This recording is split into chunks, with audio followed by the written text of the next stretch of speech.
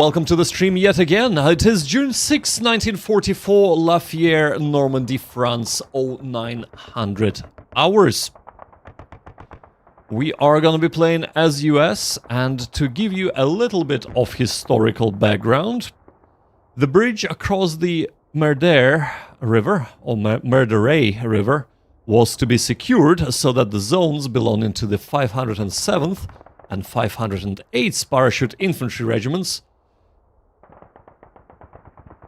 It was also essential to keep the bridge in one piece so that the 4th Division advances from Utah Beach could use it. Able Company 1505th of 505th, should I say, commanded by Lieutenant Dolan, was ordered to secure the bridge. At the eastern approaches to the bridge was Le Monard, a collection of stalled buildings around a farmyard. Germans of the 1057th Regiment, 91st Division, held the position. Able Company came under machine gun fire. They replied with 60mm mortar fire.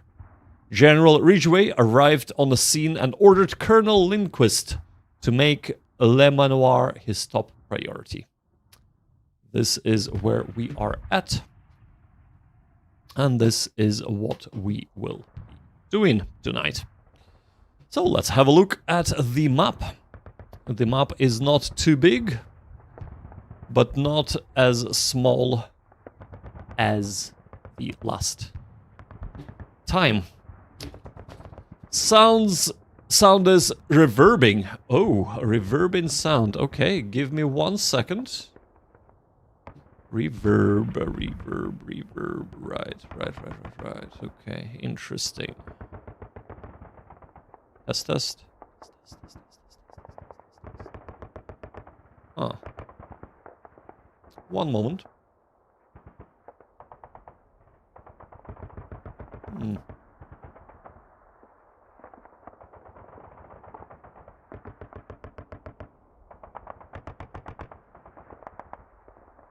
Right.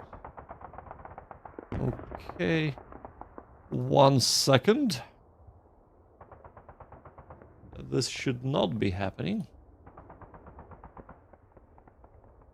Input devices, microphone only.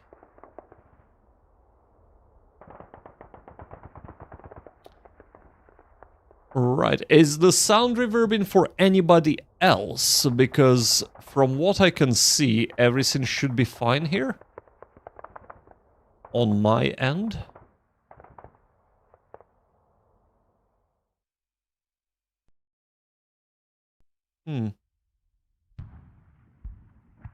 Well, if sound is fine to Casey, in that case, Bill, it might be that you have 2 streams open per chance, so 2 different tabs or 2 different windows. That can happen. So do check that out. But without further ado, let us dive in. Let's just check that this is working. This is indeed working. Right, perfect. Right, so let's have a look at the map. What do we actually have available in terms of troops? It looks like we might have, what, a few platoons here. Whoa, I can't see anything. So, 2nd Lieutenant Presnell and 1st Lieutenant J. Dolan. And it might have been you. Yeah, no problem, man. No problem at all. We also have a bazooka and 12-man team, another 12-man team. Right, so this is a full platoon with a mortar detachment and 2 medium machine guns. Over yonder, up north, we have another 60mm mortar with 3 machine guns. Bloody hell. And 3, right, so it's a full platoon as well, and we also have with a supporting bazooka. And over here we have another 60mm mortar, 2 30 cal medium machine guns, 3 30 cal medium machine guns, and again, yeah, so we have 3 platoons. Almost a company of men, actually. You might say an understrength company of men assaulting this. And we need to capture these 4 objectives, each worth 10 points. Let's have a quick look at the victory. Of course, we need 40 points for major victory, meaning that most likely we would need to capture all of those 4 objectives. Furthermore, if we are to experience a minor defeat, that is 10 points, meaning that most likely we just captured 1 objective and lost a few men. Let's have a look at our scheduled units. We do have 2 units scheduled. One is from the north. Captain B. Schwarzwalder, okay. And the other one, so Garand and Bazooka, Scratch Force. Right, and a bar team, okay. So it looks like this would be 2 squads, give or take, and I assume we have nobody actually releasing or withdrawing. Yeah, that is fine. Alright. So let's have a quick look at the map now and figure out what we want to do and where we want to do it. I think the most obvious thing is that there is a road leading through across the map from north east to southwest with the 4 objectives to be taken over here. It is also quite noticeable that the ground slopes towards the west, with this being 1 slope here and this being 2nd slope. Now we also have some, well, swampland and a stream, but is it important to us? I do not think that would be very important. Where would the enemy most likely be? Most likely, enemy would be occupying these locations. This bocage, or this is actually like a forest over here. Probably something like this here might be these houses. And I would say they would have dug in positions. Well, first of all, these houses there, but they would have dug in positions here. I'm actually thinking if we are so far forward here with our kind of central platoon, is it possible that Germans are on this road? Well, what we should be doing is we should be checking what can we see. And yeah, it's pretty obvious. So we can see in here. So the Germans might be dug in here as well. So let's just move on here. Might be holding here. They might have positions in this field. But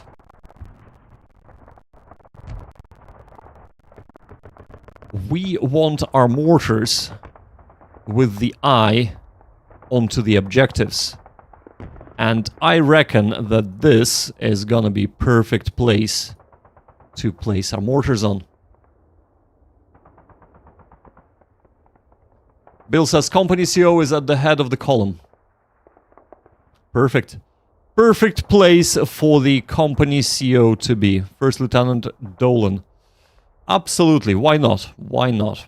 He is at a perfect place to actually overwatch most of the objectives. So, looking at the map, we want to move our mortars into these positions here. That's the plan. So let us bring this up, and these are gonna be our mortar positions. M for mortars. Also, actually any support. So not mortars, but support, because we do have quite a lot of medium machine guns with us, which should absolutely shred the Germans in this instance. But let's look at our avenues of approach, because if we just jog up the road, I feel like we might experience a few casualties. So the most obvious avenue of approach would be from here. And let's actually...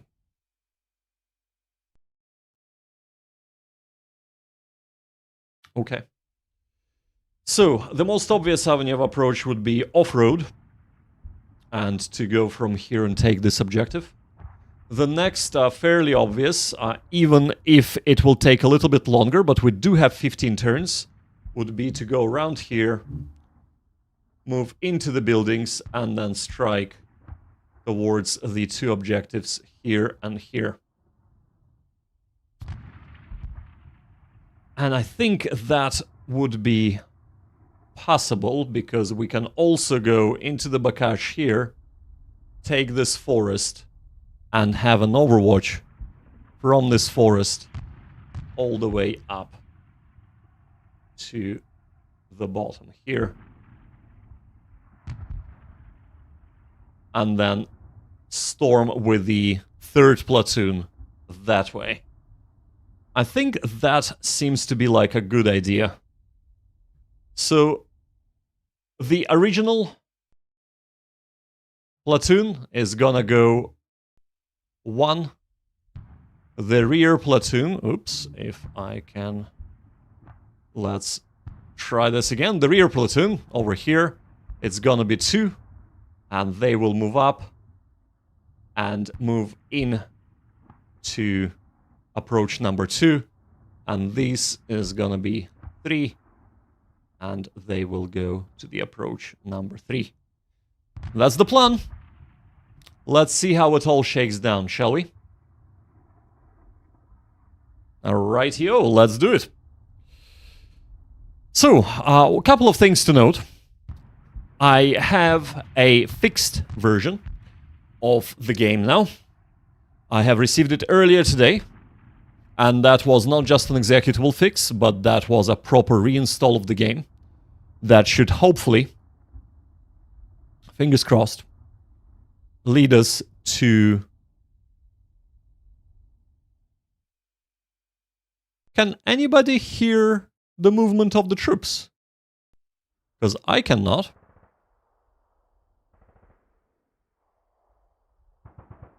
Interesting.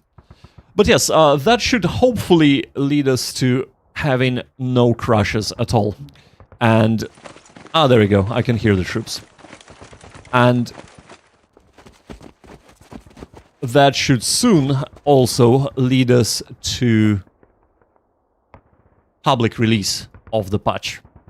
So they are checking a couple of extra bits and pieces.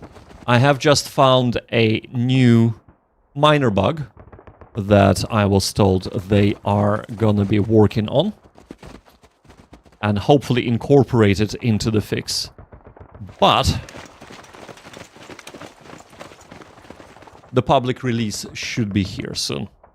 So let's keep our fingers crossed for that. Right, let us move over here.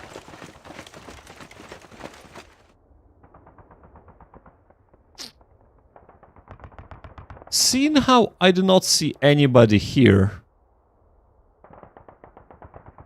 we shall be just moving up this way, I think. Inside of the Bakash. This seems to be... this seems to be a little bit too easy. I'm not sure what's going on. But this seems to be... a little bit... huh?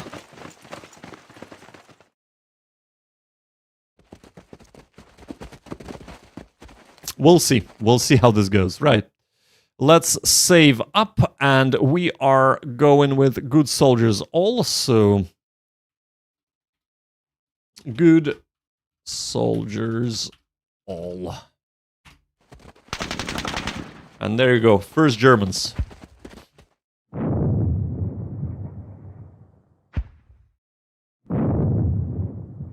Seems like an area ripe for mines and traps. Maybe, maybe. But do remember that this is the airborne we're talking about here. So we drop behind the enemy lines. Would they have mined this already? I don't know.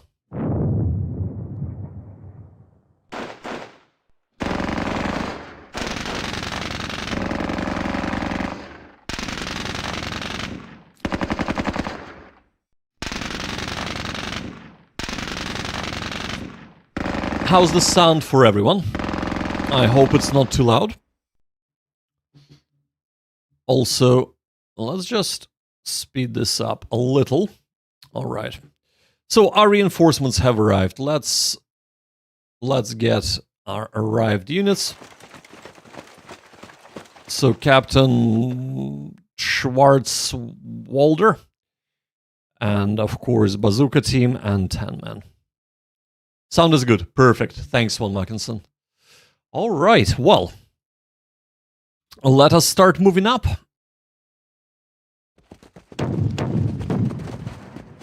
Well, who would have thunk? You were absolutely right. We just ran into a minefield. Interesting. Very, very interesting, right? This seems to be a good place, so let us get up. Or not. Or not, right.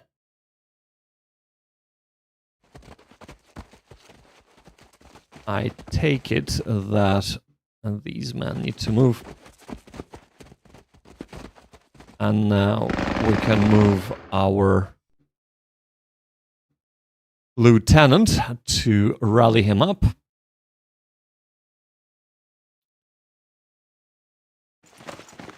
Okay, perfect.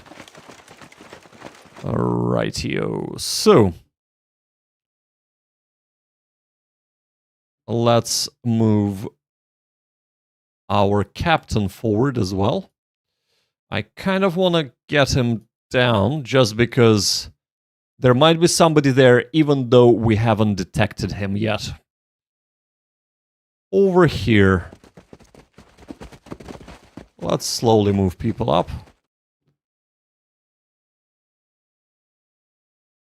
Over here. We already have men there, so we do need to make our way here. So 1, 2, 3, 4. Can we cross? No, we can't. We can go down.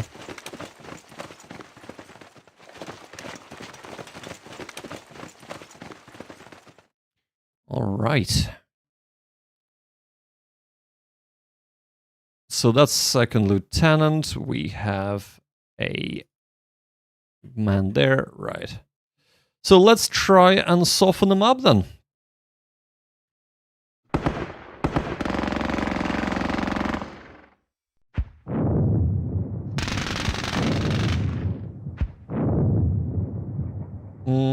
Okay. Actually, we should really be shooting at these men here, because they're light anti-tanks, so they have Panzerfaust and LMG, MG42, so yes, we should do that. Over here, let us move up this way. We'll go to ground. And we don't need to go to ground here. Might have made a mistake there, but we'll see.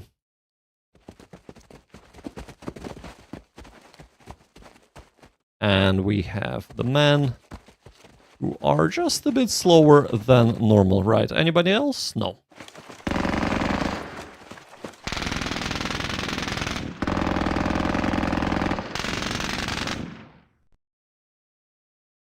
There we go, there are men there as well. They seem to be concentrating on our machine guns, so we'll set them up on the ridge. and start suppressing the bejesus out of them.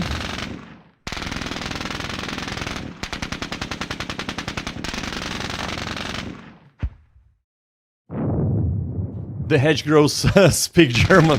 They absolutely do. They absolutely do. But we are pretty far forward, at least with a forward element, so I think we should be fine. I mean, this seems to be a pretty by-the-numbers assault. So let us assault by the numbers then.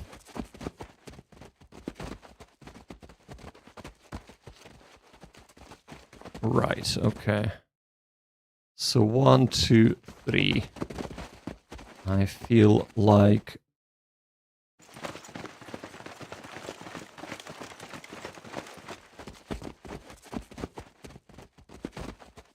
So right now, all we're doing is we are trying to get our men in position. Perfect. Into position to assault. And into position to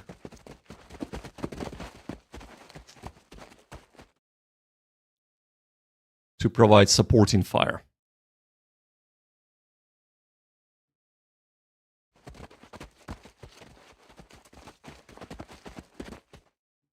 Okay, we should be okay here, so let's move up. Start suppressing them. The lieutenant will stay, or yeah, this is a first lieutenant, he will stay here. Right, where are the rest of your men? So let's do this. Actually, let's just move all of them in that case. Can they see anything? No, they cannot. Okay. That's mortars. That is fine. And you are... your first platoon, MMG squad. First squad, first platoon, right. So we're looking for first squad, first platoon here. Or first platoon anyway. And that's only the MMG squad there. Right, so if it's an MMG squad, we shall keep them there. Let's try and rally a few men. Move it! Forward!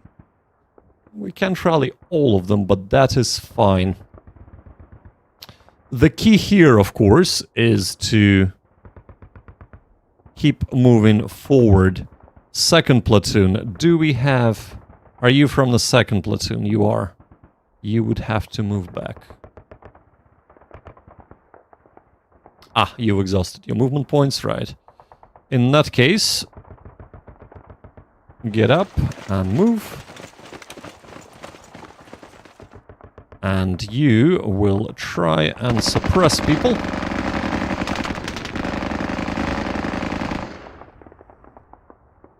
Mortars need to get into position, so let us do so. Set up.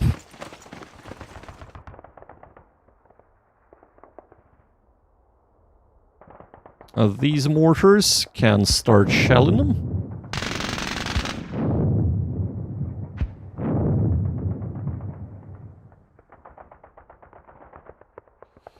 Right, and we need to spread out our MMGs, so... MMGesuses, right, you're pinned, you're disrupted, so we're gonna unselect both of you. You're here rallying them. You are gonna go down. Okay. And you... Nope. You are gonna go up. Perfect.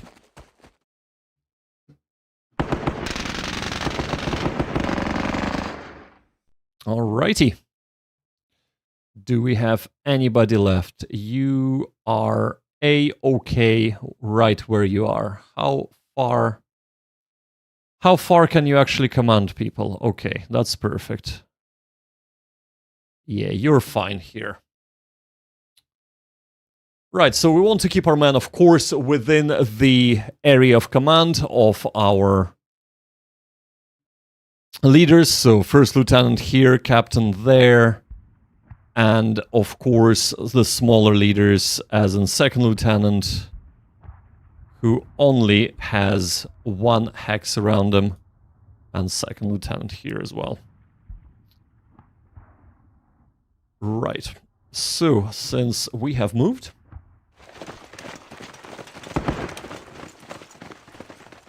just gonna increase the speed of this a little bit.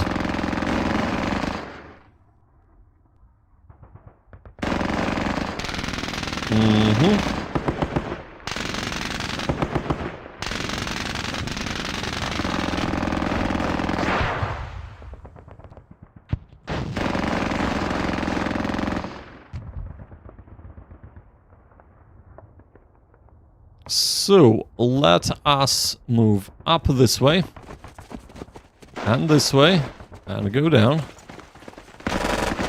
Perfect. Over here. Cannot enter impossible tile. What?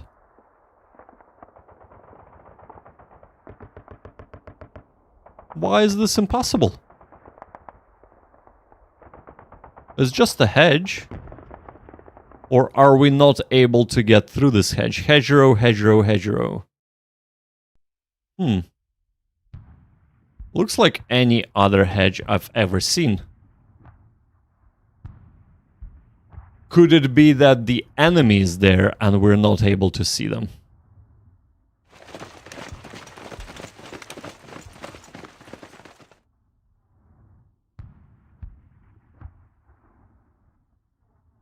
What's going on here?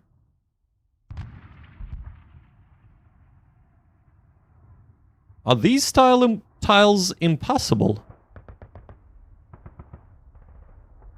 Are we not actually allowed to flank here? Okay, says, can you show in 3D maybe terrain feature? Right, let's have a look.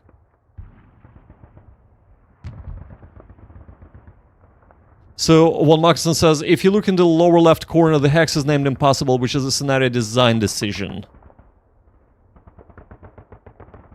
But it doesn't say impossible.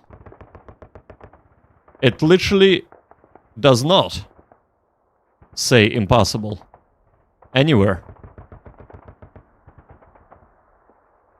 Like, I know that it says impossible hex here, but surely it should be designated on a map.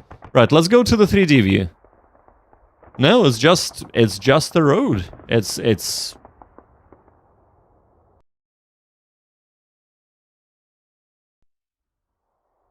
I mean, yeah, these are kind of like swampy grounds, but surely that should still be possible by ourselves. Unless this is like supposed to be a big surprise that the enemy comes from there later on. Well, yeah, in the text box here, right? In the kind of at the very, very bottom. Is that what you're talking about, Will Mackinson?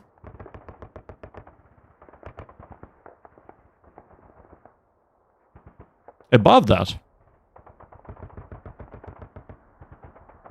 Where? So I'm looking above that. Oh! Never mind. Oh my god. I'm completely blind. Right. Yes, it is. It does say impossible here. Ah, it was impossible for me to see.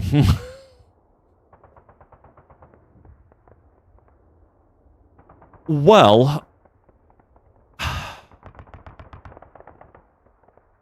Well, indeed. There gotta be a better way of communicating that this hex is unenterable by us. It should really give a clue as to why, though. I absolutely agree with you, Casey. Well, not only should it give a clue as to why, it should also be fairly obvious when you kind of looking around. Like, even with von Mackensen pointing this out, I thought it would be kind of like here improved. It would just say impossible at the bottom. But because it's on top, I didn't even like see it while looking at it. Suspected mines. Okay, I can live with that. I can live with that.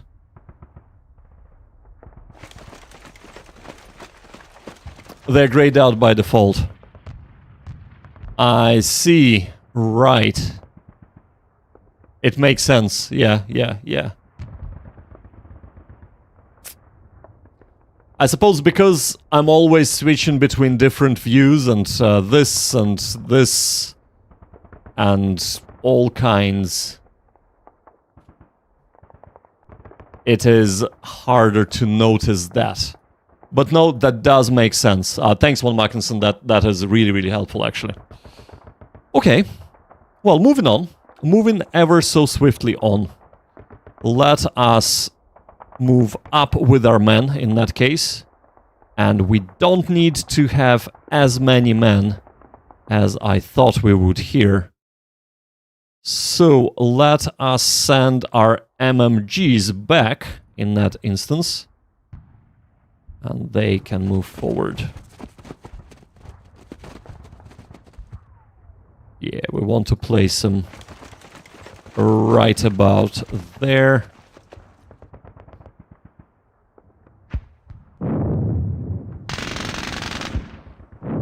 So again, we're just trying to suppress, basically disrupt or pin the enemy. And you...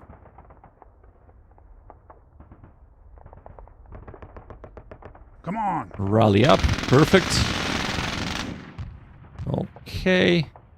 Over here. Let's go. Move it. Come on. Okay, perfect. So... remember that Hedgerow Hexside provides an insanely good protection bonus. Yeah, absolutely. Absolutely. And we shall be... Well, we can't actually go around. Oh, it's just one... It's a single sniper. Oh, we're so gonna overrun him next turn. Oh, absolutely. Wow, okay. So, interesting, we are not able to move here, but maybe we can move through that way. With our man. Right. Over here. So, do not worry about these men. Can you move forward? You cannot, in that case.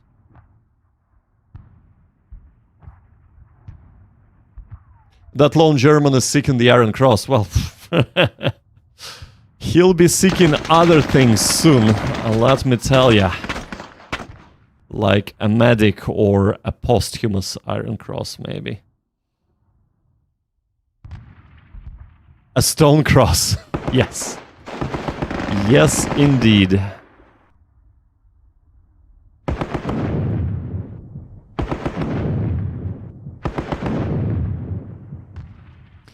That would be a hard nut to crack.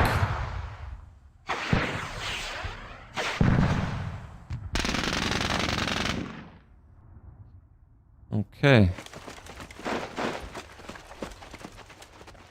I suppose that would have to do. We are running forward, of course, with our men. Get down, get down. Start your suppression. There we go. That's what we have been looking for, right. And here, ever so slowly move up.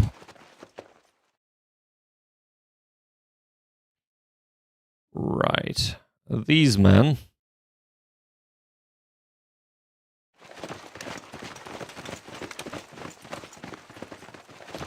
Okay, says, St. Mariglis did fall pretty quickly, but this seems almost too easy. I'd be looking at possible reinforcements blocking the channeled approach. Possibly, yeah. So, reinforcement through the swamps, you mean, somewhere here. northwest, I assume. Let me just get a bit of a drink.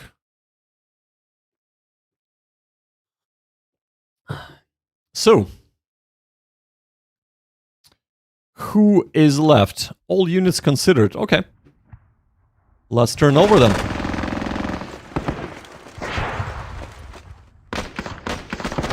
We're kind of missing an officer here, and that might be a little bit of a problem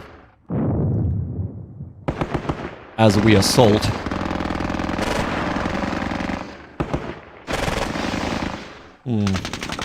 Two men down, and we are disrupted.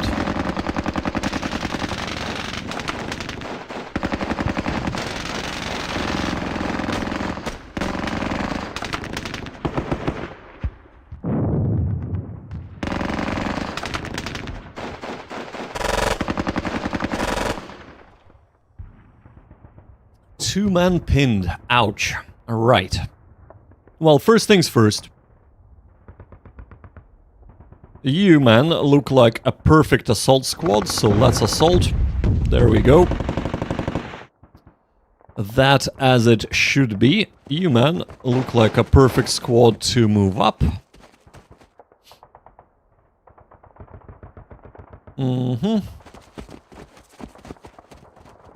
Can you see anybody? No. You cannot, right. You stay put for now. You, actually... Scratch force, right. You're gonna move up and we're gonna push you towards this objective because this is stalling. This is definitely stalling.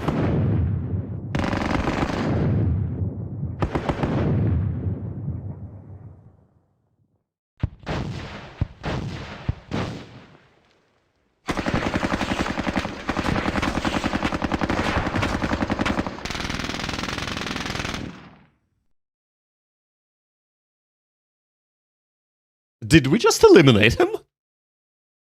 I mean, that would be super awesome from a pinned squad, shooting at half strength, but if we did...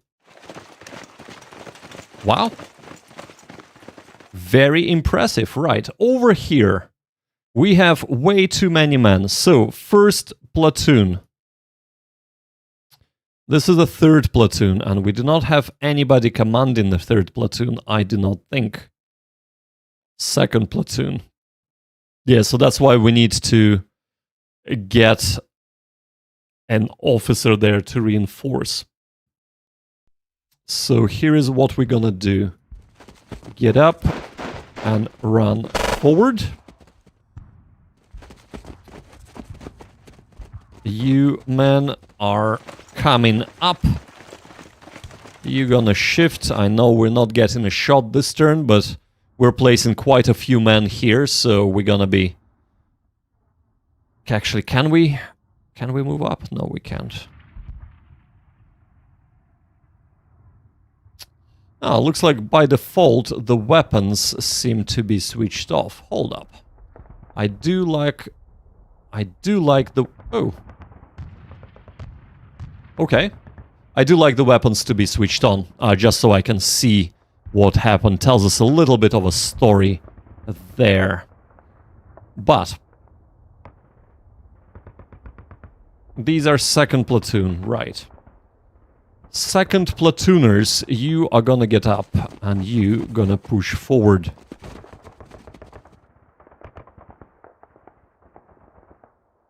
You are gonna also get up and push forward with them. For now, at least. You can keep suppressing them. So this is second platoon, right. So...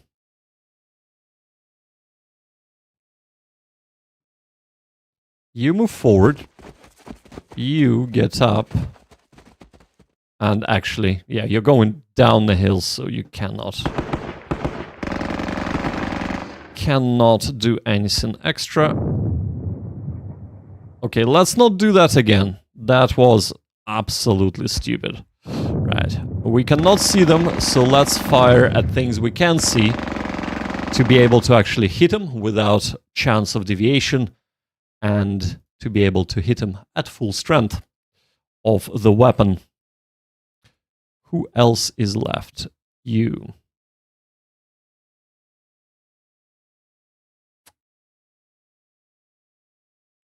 You are gonna be moving left as well.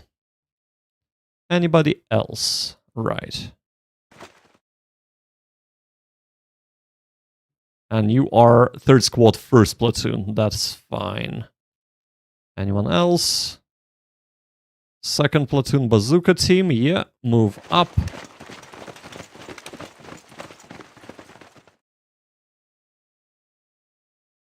So one goes here, one goes there. Onto the ground we go. I shouldn't have moved them forward because I thought we can place them here, but clearly we cannot, so they should all have nice overwatch.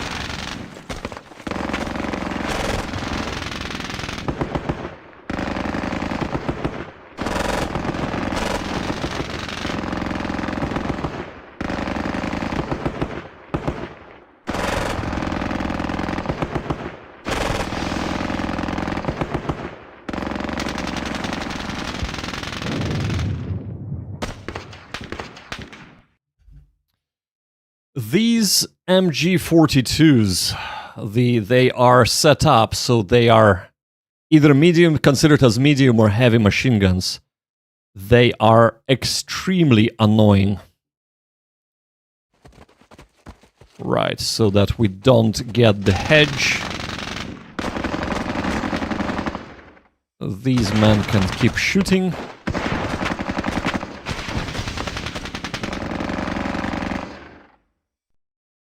Move up and go down.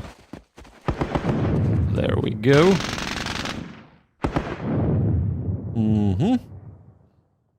Excellent. And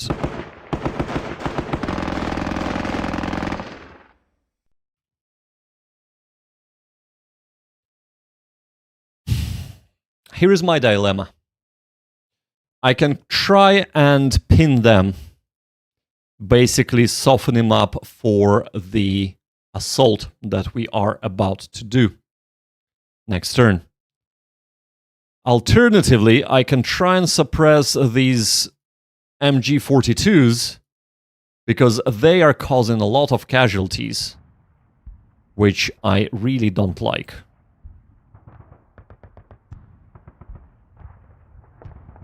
Now, I think softening up for the assault is important. Right. And then everybody else can try and suppress MGs.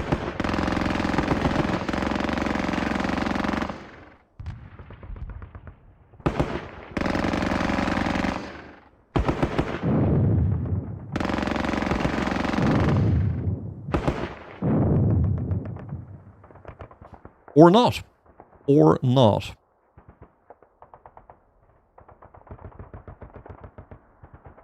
Now, these men will move from this direction, while these men will not. Bazookas are needed for those bunkers? Well, are they bunkers? Oh, they are bunkers, right. For some reason, I just thought that's an improved position. They're both bunkers. Well, the bazookas are coming up. Ever so slowly. Ever so slowly.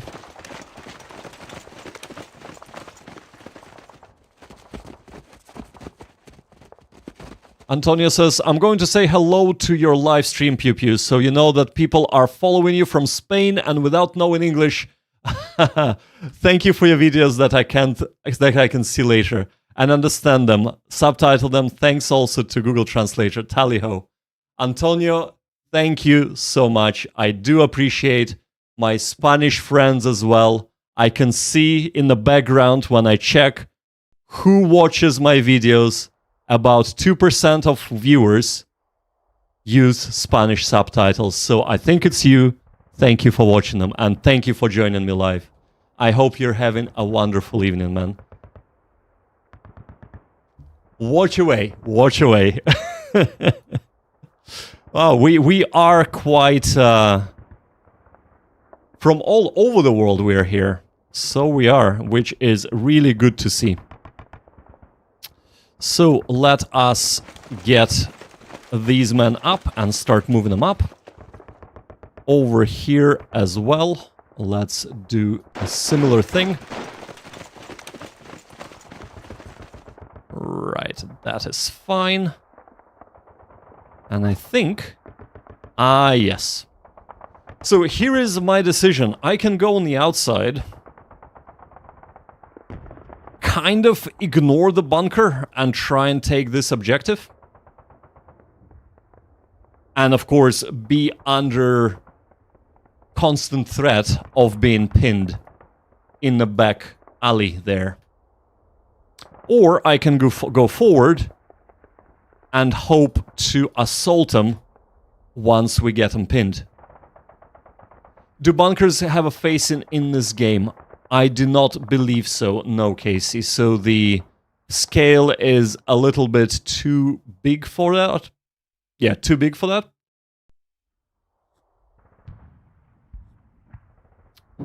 Besides, not only is this a bunker, if you look here, this is also a village. They can have, but not in this case. Right, okay. I've never actually seen bunkers having facing, but again, my kind of experience with this game is limited. Alrighty-o, so... Everybody moved? No, we have not moved them. I reckon we're gonna move them forward over here. Because we already have a squad going from the rear. Stream. Marsh. Oh, I shouldn't... They will take so long to make it there. I have 9 turns for them to get there, that's fine. Let's move up. Immediately pinned. Immediately pinned, right. Well, that's just how the cookie crumbles, I suppose.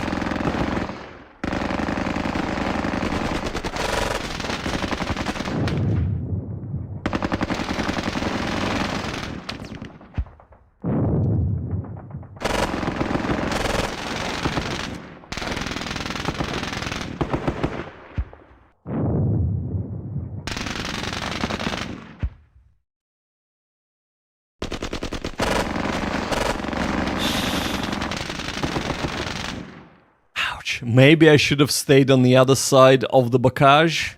Bloody hell. Like, all the good men, the bar is gone, everything is gone here. Wow, okay. That was not pretty at all. Can we see them from here? We can, so let's move up.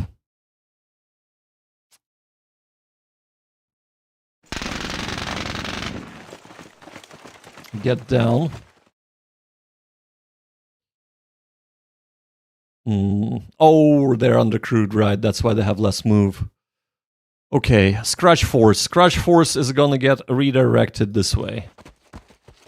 We need men on this bunker ASAP. First squad, second platoon. Right, I believe this is second platoon, so perfect.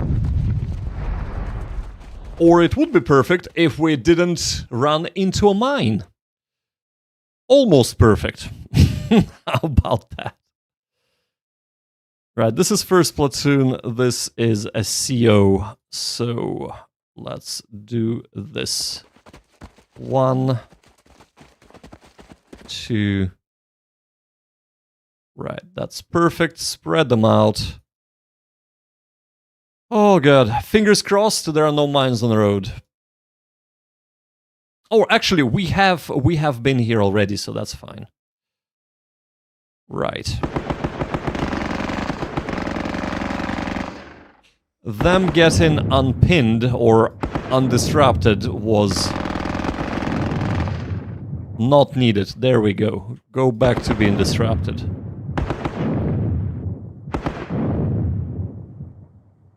Okay.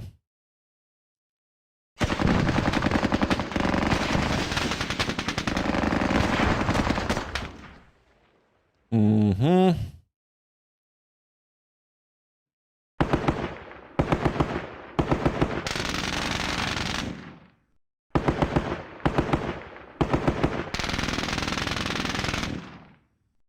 Almost feels like you're wasting your ammo on the bunker, but even if we can just get him disrupted, that would be a huge boon for us, so that is what we are aiming for here, of course.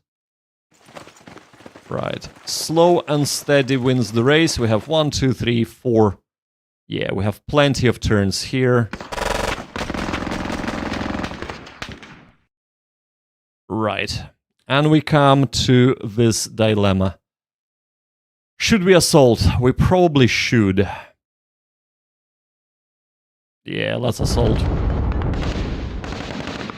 Okay, that is good. Even though we got pinned, that is good. Not ideal, but they have 3 men less, so that is fine for us. And we have a leader coming up to rally our men.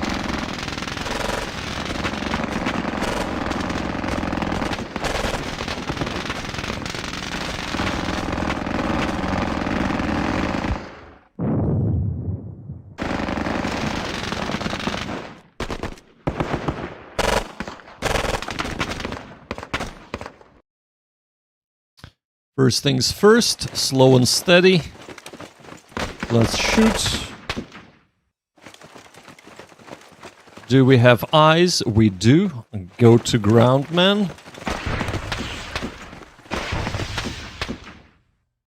Okay. And over here, we are moving up. Okay. Here, would we be able to fire over the heads of our men? That is the question, really, isn't it? I doubt it. So let's move up this way and go down. So these are second platoon. These are first platoon. First platoon is here. Yeah. Right. And you are second platoon. So you move this way. You move this way. And probably go to ground. Second platoon, so right.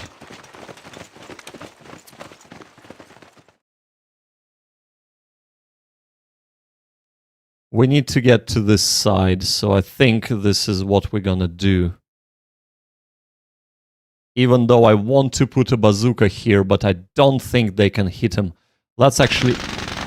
Oh, what did I just do? That was stupid. Damn it. Okay. You, man, just get in there, and then we'll cross the hedge and get to the north of them.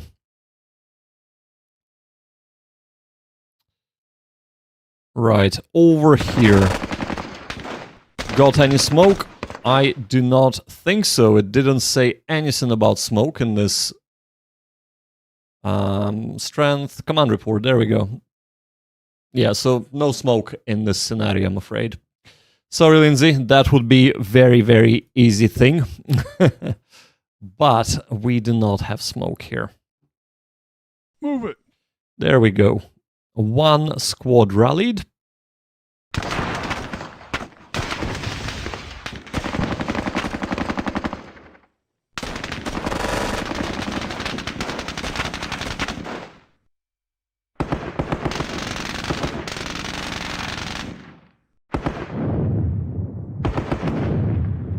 we're trying to pin them here.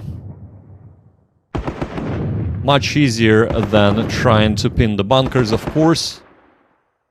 But it is what it is. So let's aim for this bunker because it also has MGs in it.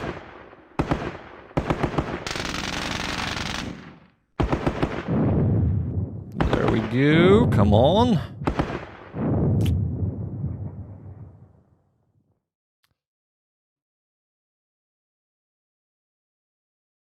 Okay, well. Next turn.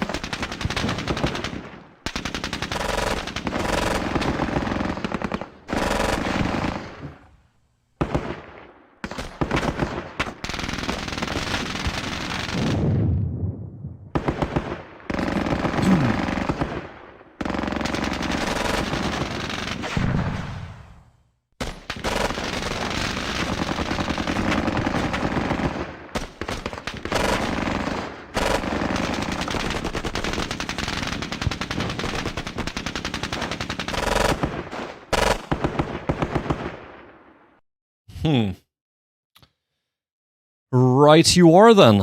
Okay.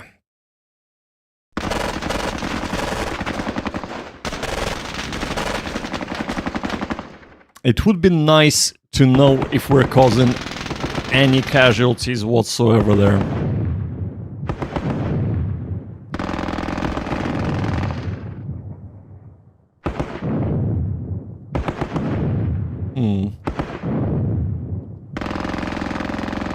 But unfortunately, we do not know that. So, unselect him. Let's move up with these men and run into a mine. Okay. With you, let's get this way. We're gonna try and rally our men here. Over here. There we go. Disrupting them. If we can disrupt the second squad, that would be fantastic. Probably not, though.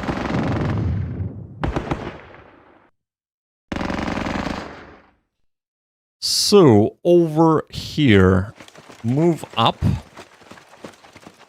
Oh, I see. Well, let's move up everyone then. Yeah, we cannot shoot from there, so let's move up closer. So we have what? First squad here. And scratch team. And first squad there. And you are first squad, right? You are second squad. So let's move our second squad. Sorry, second platoon, not second squad. I have misspoken there. Yeah, this is Scratch Force and this is first platoon, right. So let's move second platoon.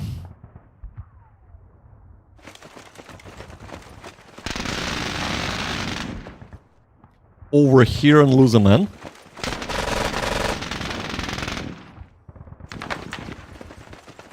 Now that's a first platoon, so let's try...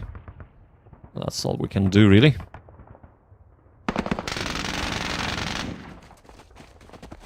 Go to ground.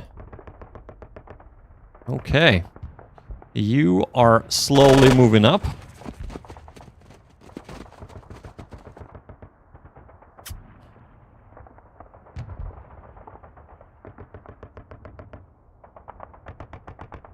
Ah, what the hell? Come on. There we go. That has done it. So we have not only pinned them and disrupted one more, we have also taken out their officer, which is very, very important because that stops them from rallying, meaning that we can still rally because our officer is about to come over, unless he gets killed as well. But even though we haven't taken a single objective yet, we are about to overrun two of them. and hopefully take this one as well.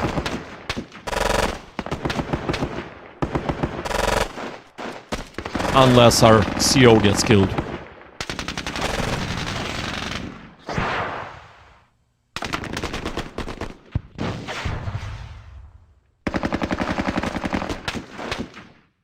Alright, we have 5 turns. So let's review what are we like for victory. We are on a major defeat. We have less 22 men and 1 officer. That is not good at all.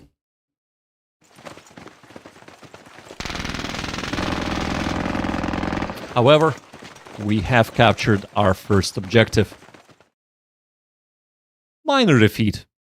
Oh, wonderful. How wonderful, right?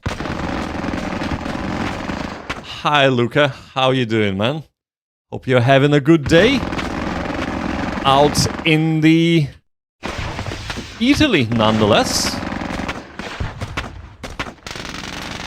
What game is this? This is Wargame Design Studios Squad Battles, and this specific game is Eagle's Strike. So it is covering all of the Western theater of World War II, from D-Day landings onwards until the end of the war. Basically, US side of things of Western theater, which is pretty cool, I gotta say. Oh, thanks, man. I appreciate that.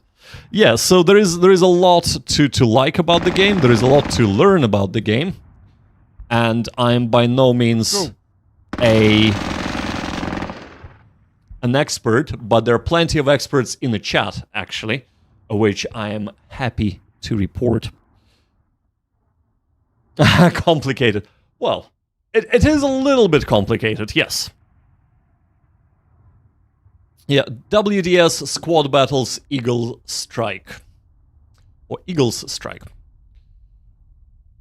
So yeah, morale plays a huge role, leadership plays a huge role here, suppressing, disrupting, pinning, and of course demoralizing the opponent plays a huge role, as well as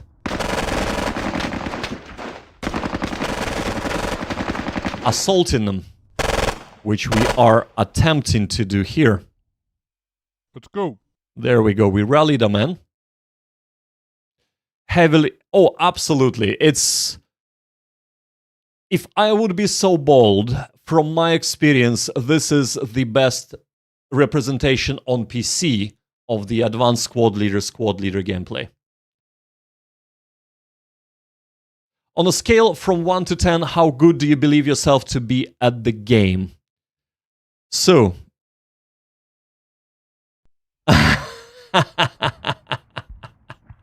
Von Mackinson says, are you going to try 180 turn scenario after this? Von Mackinson, I will answer you in a moment, right? But let me answer Luca first, okay? Luca, on a scale of 1 to 10, I have started this game about 2 weeks ago now, I think? Week and a half ago. And I was more or less brand new to it. I knew a little bit, but not much at all. In a week and a half, I would say that I am better... I'm better than Bill, that's for sure, okay? So I would say maybe about 5, 6. Just because I know that I don't know a lot still, but I do know that I have learned a lot in this week and a half. So, view it as you like. Now, Von Mackinson, to answer your question, my man, only in a week and a half. I play a lot of these games, so it's... There are similarities to other games as well, so I do learn quick. Not to say that I'm a professional at this game, at all. But, Von Mackinson, so I have actually already discussed this with Bill regarding 180 turn scenario. And we both agree that what would be fun is not for me to slog this through 180 turns alone, but what would be fun is to have either something like 5 versus 5, because there are 280 turn scenario, or 175 and 180 turns. But to have something like 5 men aside, either a PvP multiplayer or 5 men on one side do a co-op against the AI, splitting the control of different sectors to different commanders, with one man being overall in command, because you can do this in this game. Weak numbers of turns, yes indeed, Grim. So that would be super cool. We just need to find enough people to do it with. Up to 8 players, yeah. Satchel charge the bunker if you can. Well, Lindsay, I would love to do that. However, looking here, we can see that there is not a whiff of a Bangalore or a satchel charge at all, anywhere on this map. So no. Casey says, 180 turn scenario. I imagine your PC catching fire and the eardrums getting ruptured. Have you ever tried the meat shielded strategy? I'll explain to you if you want to. Well, look at... The thing is, like in any war, there are casualties of war, necessary sacrifices. And the way this game designed is that you are sort of forced to move up an assault. So, meaning that by default, you are using meat shield strategy, if you like. You are moving your bigger squads forward while your support groups stay back and provide support. Sometimes you do it really well using cover, etc. In this instance, it's not quite possible, so we are literally doing meat shield right now. 528 turn. What? I don't think there is a 528 turn scenario, Grim.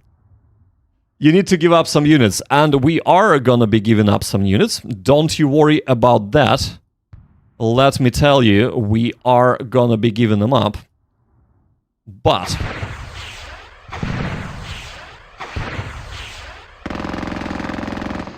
okay. Let's assault them. We didn't lose any of our men, but we are pinned, however. Which is fine. We should be annihilating them soon. Von Mackinson says, the longest scenario in the WDS catalog is from WDS Campaign Overland. Overlord? With 1,350 turns. That is absolutely insane, and I do not see anybody finishing that. Since you like strategy games, have you tried Stellaris? Yes, I have, Luca. I have over 300 hours in Stellaris.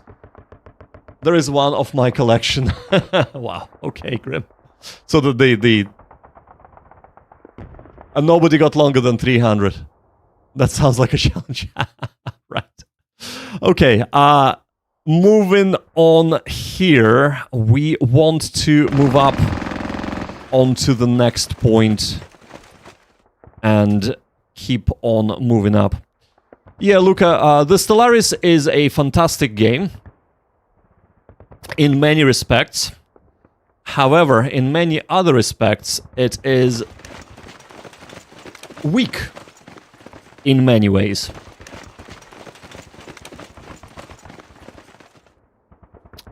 I was buying DLCs religiously for a long time for Stellaris. But I think I'm on like... oh god. I stopped buying DLCs when the first pack for Stellaris that had stories... there was like a story DLC sort of thing. And I stopped then. I can't remember the name of it anymore. I haven't played it in a long time.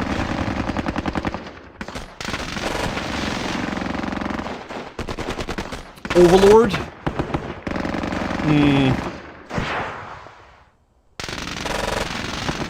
Casey says, I haven't played this game in 20 years. I still have the original John Tiller CD, but it doesn't really hold up well.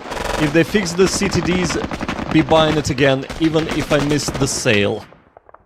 Well, Casey, I am glad that you brought this up. I am really happy that you brought this up, because let me annoy you all and pause for a second. Have a look at this. So the version I'm playing right now is actually 4.02.1, which is not a public release yet, but I was ever so kindly provided by WDS a patch. So here is what has been fixed. Fixed the CTD caused when displaying wrecked weapons. That was the biggest one. Fixed stop all units being selected when toggling on ground. That was a huge annoyance. Fixed CTD caused when using the target unit's highlight. We have found this CTD, and apparently this was in the game before WDS took over the series. This game, I think Eagle Strike came out 2004-ish originally. However, they have just released a huge overhaul, a huge patch for the game. Basically, it's a brand new release. And they have overhauled UI, they have overhauled graphics, and they have overhauled a lot under the hood as well. So, in effect, you can say that while the original game is old, this is almost like a remaster. However, people who owned the original game get this for free. So, yeah. That's pretty much how to look at it. But yeah, there are a bunch of fixes and enhancements. And this is the version I'm playing. So all the CTDs that we have found so far, that you were a witness to, Casey, are now gone. And I have been advised by Wargame Design Studios that the public release should be very, very soon. They're just doing a couple of last kind of final tests to make sure that there is nothing else that they need to fix. And if not, they're gonna release this public. So that is all I wanted to bring to your attention with this, which is very, very cool indeed. Civilization 5. I have played Civilization 5. I prefer Civilization 4, Luca. There is your answer right there. So, we cannot assault with these men, can we? No, we cannot. Oh, I love WDS as well, Bill. I gotta say, it's one of the better wargame studios. And we're gonna assault and take this without any issues. Let's work on this next. Look, I do not have RimWorld. It was always a little bit too expensive for me. I have played Dwarf Fortress, though, which, of course, inspired RimWorld. So, view it as you wish. But yes. So, right now we're trying to suppress this position right here, because... Yeah, can we not see them? No. Because we're about to start assaulting it. Okay, that's perfect. They can stay put. Not only the DLCs are amazing. Oh no, the RimWorld is definitely on my kind of I want to get this one day list. But I'm just waiting for a sale that would actually discount it well. If you know what I'm saying. Oh, fantastic. We just pinned the unit. That's perfect.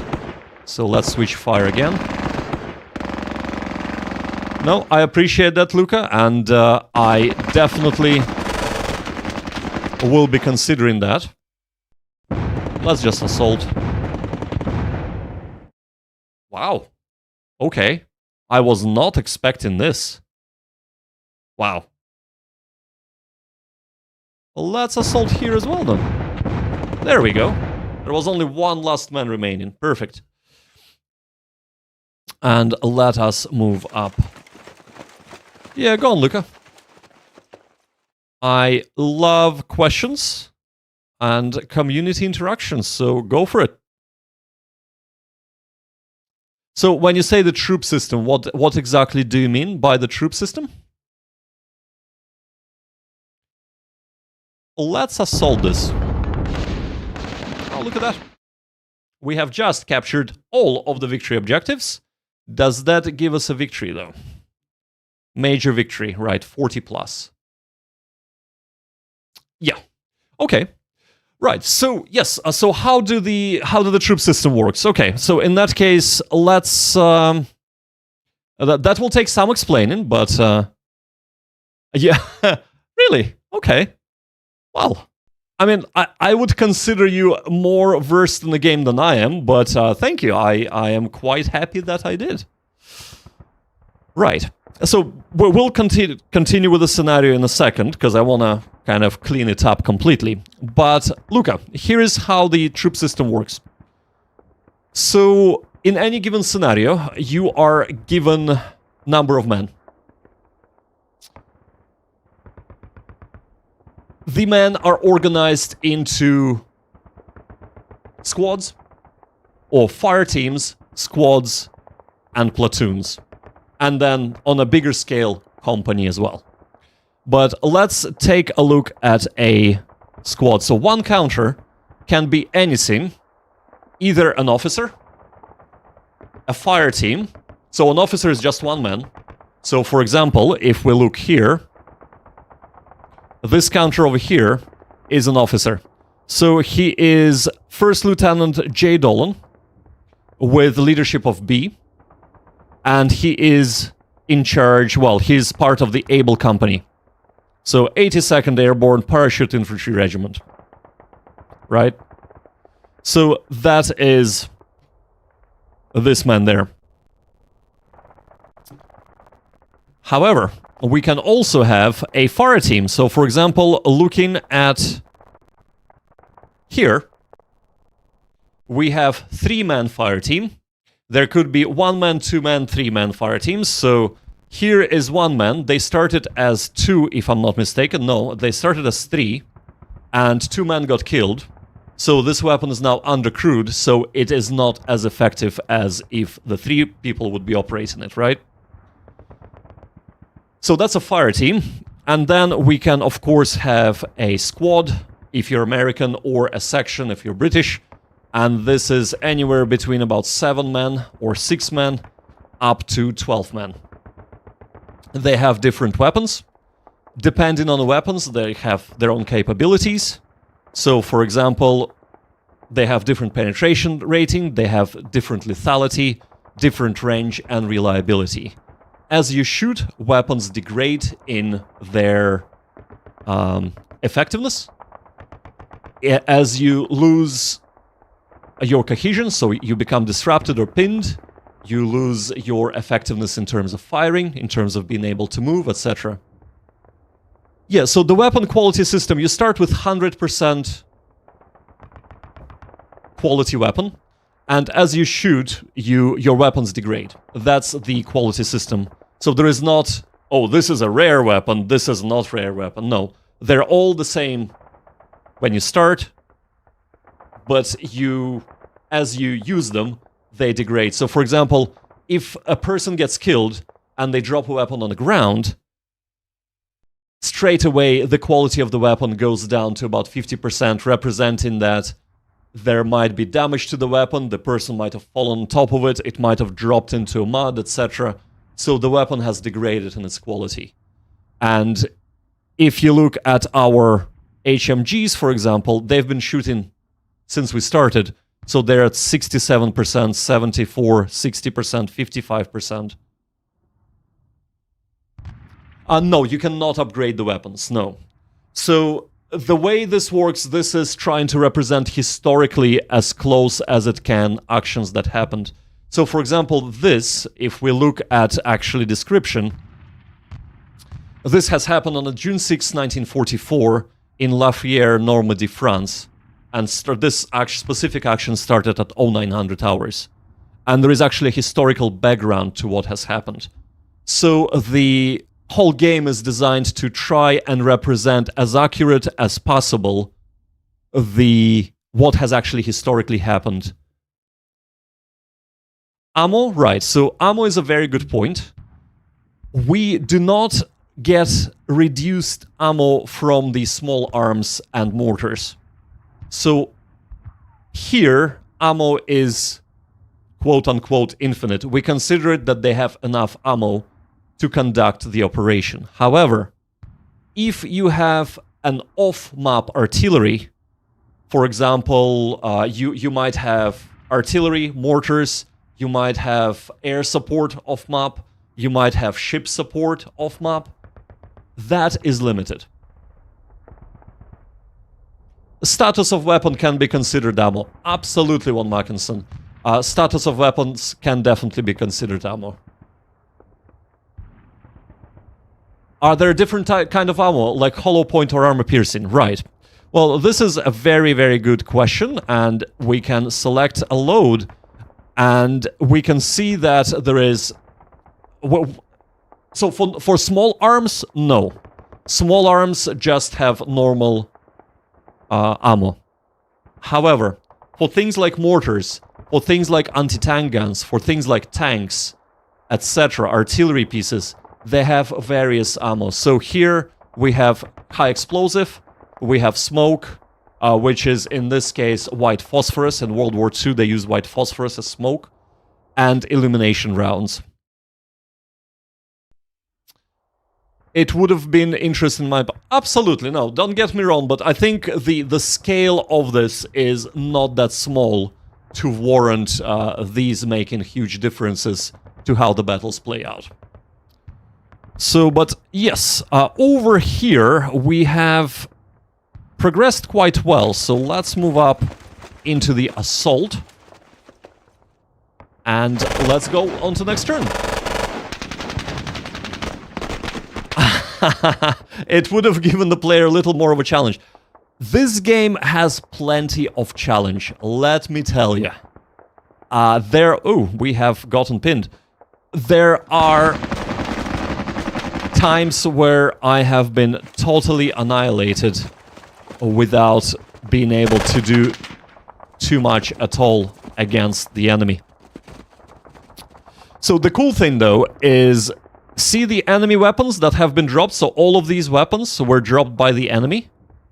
We can literally pick up this M42 machine gun. And we can crew it. And we can use enemy weapon against the enemy. Now that is pretty cool. I do not see many games that actually do that. So I do quite like that. But of course, you can see the status is 31%. So it has been damaged, it's run out of ammo, etc. So it's not that great. But we can take this Panzerfaust, which we probably should, actually. Because that would be very, very handy. Let's pick it up, and now our 10-man squad is carrying it. Which is really, really cool. So there we have it. Right. We'll keep on moving up. And actually, let's move this way, over here.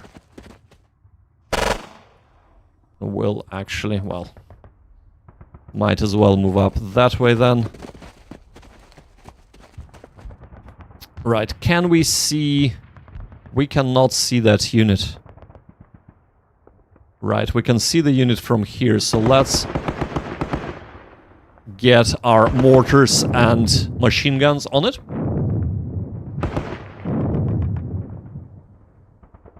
Now over here, let's start moving our men up.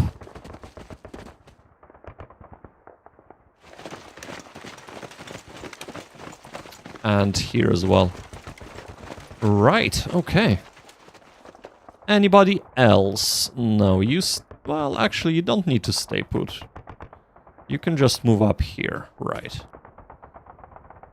So, you might also notice that I have some men have this kind of 4 squares underneath the portrait, while others have nothing. So, what this means is that the men that do are on the ground. They're trying to stay in cover as much as possible, while the men that don't, they try to maximize their movement as much as possible. What is the critique you would give to this game?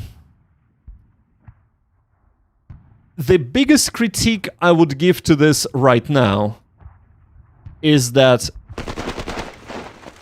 I would love it to be a little bit more accessible to players.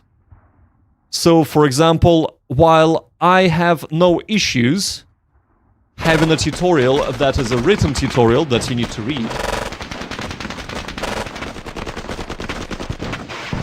if you want mass adoption of the game, which I would love to see mass adoption of that, because the company that makes them can get an influx of money and make even better games. But if you want to see mass adoption of the game, what you need is, you need a tutorial that would make it very easy for people to learn the game, even just the most basics of the game. And as the things stand, the tutorial is about, is it a 14 or 15 page document that you need to read through as you play the mission that is tutorial. There is nothing on screen that would guide you. So this is not a specific critique of this game only. This is in general about most war games.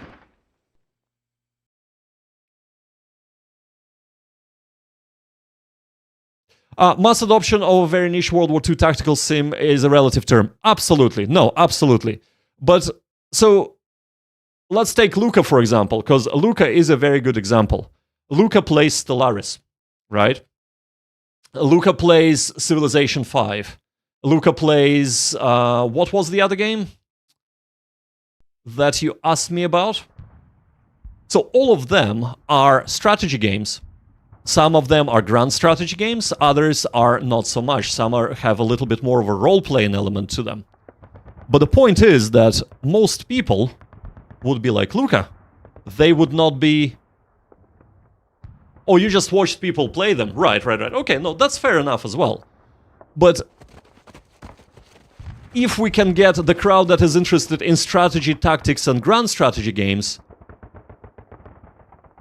into the war games, because there is a huge overlap, this would be amazing. This, for me, would be a mass adoption of war games. I also watched their wikis. No, that is fine, man. That's knowing about the games is definitely half the battle. And I'm sure you wouldn't have been looking at people play them if you didn't have any interest in them, right? So, right, they're on the ground.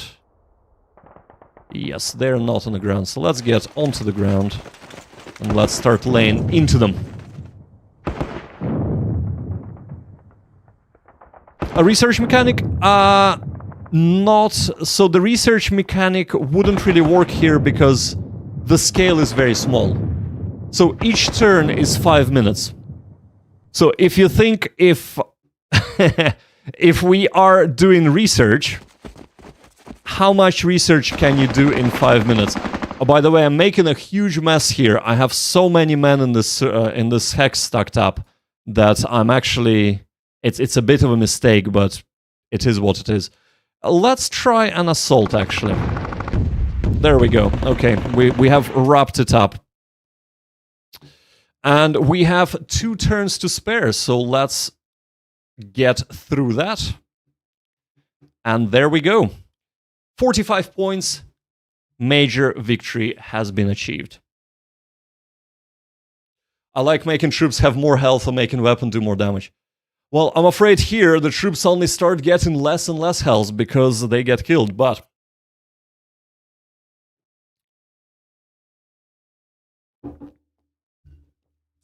So this particular game is all about tactics, man. So, for example, if you are disrupted or undercrewed, you would not be doing as much damage. So if you're disrupted, you only do half damage, for example. If you are within half range distance, you do more damage. So some weapons have less range. So for example, this weapon has range of 2. If you are 3 hexes away, you can fire with all the other weapons, but not with that one. So there are trade-offs. So by learning the tactics and strategies of the game, you can actually maximize the amount of damage you do. And this is kind of the fun part of the game. But let me just do a very quick analysis of the game, because we have done quite well. So let's just have a quick think what has gone well and what hasn't gone so well for us here, just so that we can improve. So we started with 3 different platoons. Platoon 1, Platoon 2, yeah, it's here, and Platoon 3. The initial idea was to move Platoon 3 over here and attack this position. Move Platoon 1 over here, take the houses, and go here. And Platoon 2 would move up and use this bakach to hit there.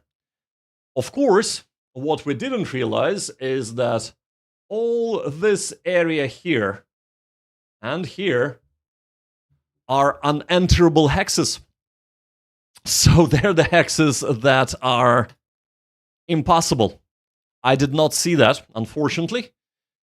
And thankfully, Von Mackinson has said, look, it actually says impossible, and even then I couldn't see it. But regardless.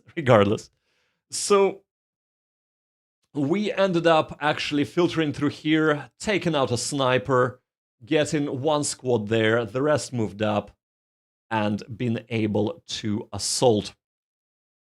We have established a nice FSG position on the kind of on a hill. So an FSG stands for Fire Support Group. We had quite a lot of medium machine guns and mortars laying down fire onto the positions here, here, and here, and here. And while we got a lot of suppression from the men, mainly from these 2 positions, if I can draw again, so from machine guns here and machine guns there. We have done quite well in assaulting. We have kept our momentum going. We sustained quite a bit of losses. Actually, if we look here, we have lost 30 men and 1 officer. So we have sustained quite a bit of losses. But we did push through and managed to take out. Well, first we captured this position because Germans vacated it. And then we surrounded it on 3 sides, eliminated that, surrounded this on 2 sides, eliminated that. Again, on 4 sides here, eliminated that, and moved up and eliminated last German there. The weakest part was when we lost an officer from our Group 3. We have not reacted fast enough to move. Our commander in charge, so CO, was moving together with the 1st and 2nd platoons up to here. We didn't react fast enough to transfer him across, and the advance here stalled because of that. So going forward, I think what would be handy is paying attention to the organization. If we do lose officers and we do need to assault, which we always do, to shift the officers, appropriate officers across much faster than I have done in this mission. But this is my assessment here, and I hope you have enjoyed this scenario. Do I play any other games than the strategy games? Luca, I do. I actually have a different channel for that. It's called Game Chill Meow. You can check it out in the channel description. I play, well, just the chill out games there. So go and have a look. I have Stray, Genshin Impact, Sea of Stars, things like that. It worked out in the end. Yes, Von Mackinson, it did work out in the end. I'm 18, Luca. Luca is asking, how old am I? I am forever 18. I think that should tell you all when you... about my age. Actually, I'm gonna give you a hint. A personal question with a personal answer. I was born in Soviet Union. Now, that should give you a hint, my man. Now... So Casey says, since your chat seems to have visibility to the devs, I hope they consider making Impossible Terrain more visibly distinct. To me, it simply looks like it lacks line of sight. Absolutely, yeah. So I think it is a very good point. Maybe instead of having a gray shading... Oh no, I'm not 50. No, I'm not that old, man. I'm not that old. But yeah, maybe instead of having gray shading, it can have like pinkish or reddish shading, you know? Just so that you know, oh, it's red, right, so I cannot pass through it. For such a small map, it seems to be a very interesting choice to me to block out, what, almost a tenth of a map? So, you know, it's a bit weird of a choice. But let us move on to the next scenario because we have time for that. So next scenario was supposed to be... Let's have a look. Where is the next scenario? Hell to pay. So let's have a look. Hell to pay. Alrighty. So it's a small scenario, 30 minutes, so we have plenty of time to complete it. And it is June 6, 1944, Caquigny, Normandy, 1600 hours. So it's 4 o'clock, 4 p.m. for those not versed in 24-hour clocks. And actually, funnily enough, this is a penultimate scenario for the 6th of June, 1944. So, but let's have a quick read of the historical background. So what is actually happening here? So the American airborne drop over Normandy was chaotic. Men and their units were scattered all over Normandy and rarely did units land in their correct drop zones. By dawn, troops from the US 82nd Airborne Division, 505th, 507th and 508th regiments began to assemble themselves. 505th and 507th were assigned to seize the key crossing points along the Merderet River west of Saint-Mère-Église, as well as establish a bridgehead across Merderet. The bridge and causeway at La Fière fell to the men of 505th during the afternoon after being held up for 8 long hours by a handful of German defenders. So we have literally, this is talking about the scenario that we have just completed, right? So, crossing the Merderet, Captain Schwarwalder, which was present right here, this is him, Captain Schwarwalder found Lieutenant Levy from the 2nd Platoon 507th in command of a small mixed, or 2nd Company, I assume, in command of a small mixed group of paratroopers from all 3 regiments defending the French hamlet of Caquigny. Unsure on what to do, Schwarwalder decided to locate Lieutenant Colonel Timms north of Caquigny in an orchard, seeking his advice. He moved his company on towards Timms, thinking that Lieutenant Levy had enough men to defend the vital causeway. Lieutenant Levy only had a handful of men. Oh dear, oh dear. As Schwarwalder disappeared into the hedgerows, the Germans began to move towards the Caquigny. The German troops approaching Lieutenant Levy and his men were from the 1057th Grenadier Regiment, supported by the Panzer Ersatz Ausbildungs Ermittlung Hundreds, a tank training unit armed with Old French armor and Old Panzer IV. Levy's men deployed and prepared as best they could against the sound of encroaching armor and troops. Soon, there would be hell to pay for neglecting to reinforce Levy in time. This sounds like a hell of a scenario. So let's boot this up. No, we're not gonna save. We're gonna play as Americans, continue our allied part of the game. We only have 10 turns to survive, so fingers crossed we can. Luca says, I saw your channel and you seem to have played Arma 3. Yes, Luca, I do enjoy Arma 3. I play it twice a week. I run with a group called Special Forces Group. They are a MILSIM, so Military Simulation Unit. We try to bring military tactics into the game as far as the game would allow us to. So it's more kind of deliberate and tactical approach to Arma 3. On Thursdays we have trainings, and on Sundays we have our ops. We have dedicated scenario designers. They do campaigns for us, they do single ops, etc. It's a lot of fun, man. It is a lot of fun.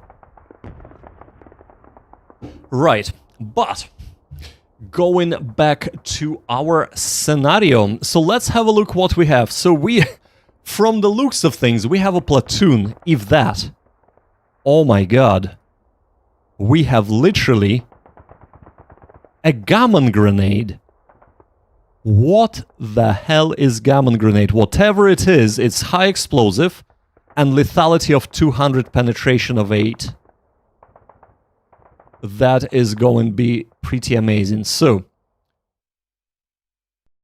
we have a bar and a garand, 4-man fire team here.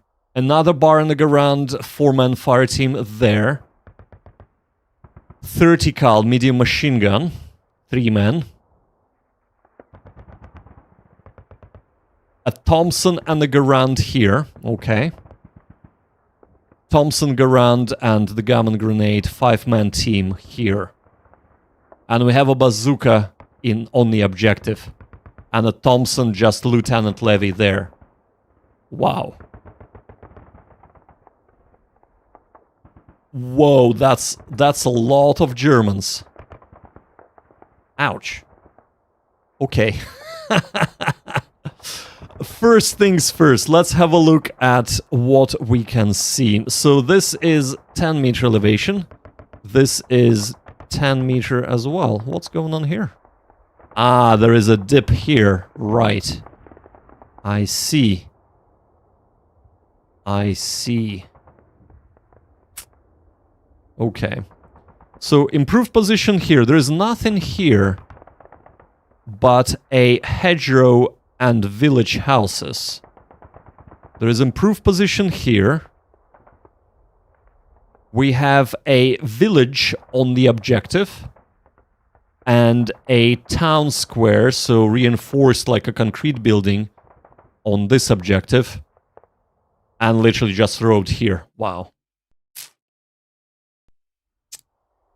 I have to think about this. This is gonna be tough. So this is the first defense scenario that we have played in this game. So, my god. We have no reserves.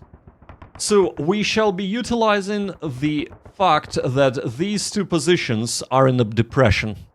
So the Germans, here, here, here, and here, are not able to see these positions unless they take this ridge here. And I suppose all the way up to here. While we gonna try and maintain our dug-in improved positions, if we start losing men, we gonna pull back here first, and then into the objectives. If the Germans overwhelm us at these objectives, Again, we're gonna try, and I'm not gonna say this is gonna be successful, but we have one unit in reserve there that is gonna be our fire support group. If these objectives gonna get overwhelmed, we're gonna try and make our way here, and then into the hedge, and over here to basically set up killing fields, trying to protect the last objective here. This is not gonna be easy, but we'll see how it goes. That's our plan. It will not survive contact with the enemy, let me tell you. So, let's get started. We have already Germans moving up.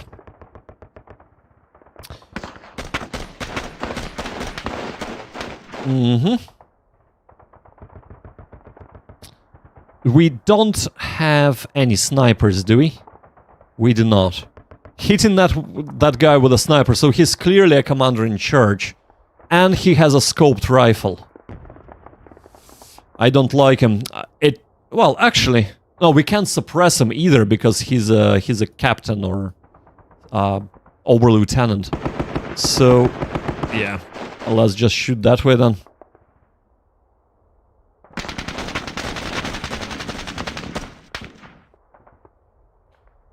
Right, well, I believe that is us done. Did I not hear that they would also have armor? Because if they would, that would be hell to pay.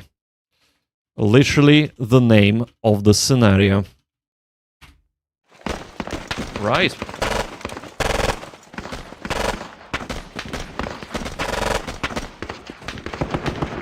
Also, Von Mackinson, I'm not sure if I replied to your excellent after-action report. Thank you so much.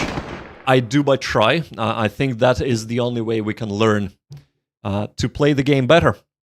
Is to kind of, even if it's just a quick assessment of what has gone wrong, or what has just happened, might help you to understand what to do better next time. But yes, let us have a look. So, I am happy to say that Panzerschreck has been pinned. I would like to pin these men as well, so let's try and do that.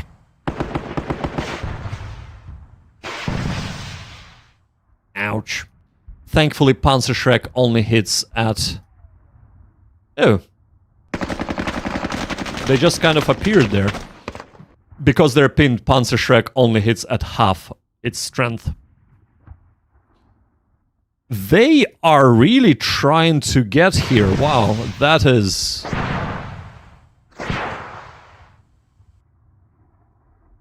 Bloody hell. Okay, well... We have just lost a man. And I think I misclicked there. Oh dear, oh dear. Can we see them? This is an improved position, though. Okay. Over yonder. I need to make sure that single use is not selected. Right, perfect. We're not gonna use our single use things just yet. We will use our Thompson to attempt and pin. And we have pinned them, so, and these are disrupted. This is actually not too bad. I mean, famous last words and all that.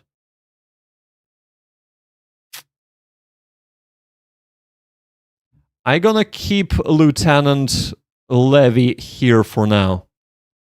I'm afraid that if either of those get pinned, we would need to rally them back up. I'm a little bit worried about this, but this unit cannot assault any longer. And they might be vulnerable to our assault, but 8 man versus 3 is not the odds I would like to play. So let us move on to the next turn. Sammeln.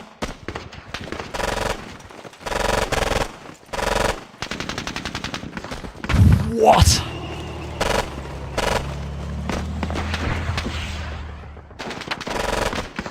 Bloody hell. Wow.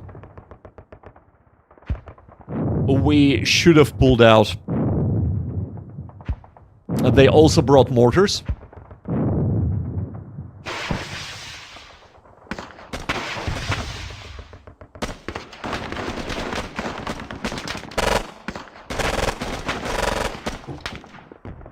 Okay.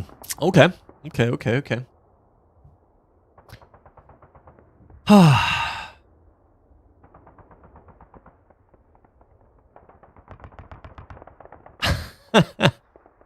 Well, they're vulnerable, so let's make them pay. We have a gammon grenade. It's a Hodgkinson H39. This is a French tank, if I'm not mistaken. 37mm cannon. I mean, I would really like to have taken out the Panzer IV, even if it's an older Panzer. But let us do this.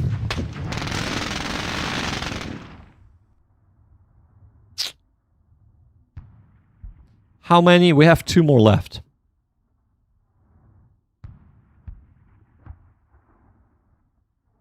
We're gonna try and break out.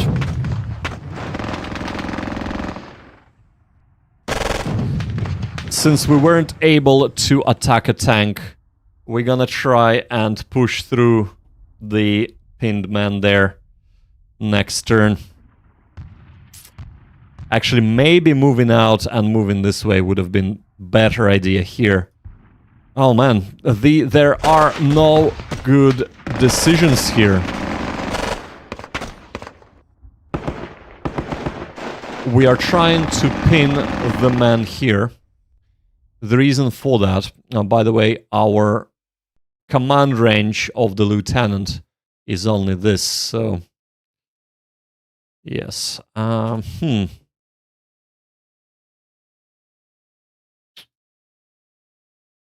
don't like this. I don't like this at all. Let's try and bazooka the overstacked hex. Oops. Even though that is kinda not working. There we go. We've taken out 2 men there.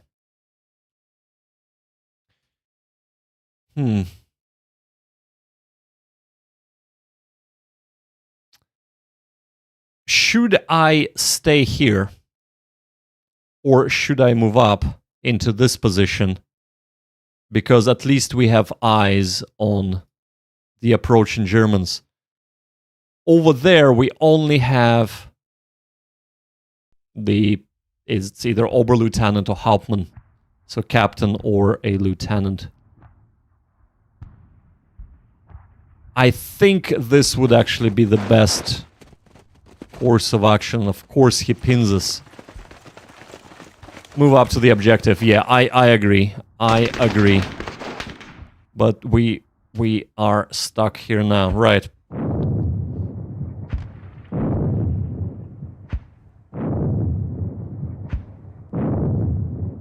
Thankfully, their mortars are outside of line of sight.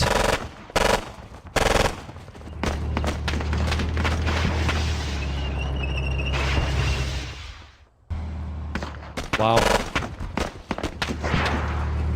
I would have gone the other way, southeast to the 20 points objective, defend the bridge as long as possible.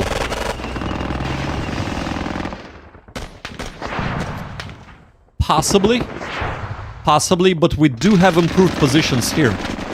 Over there, we just have Bacage.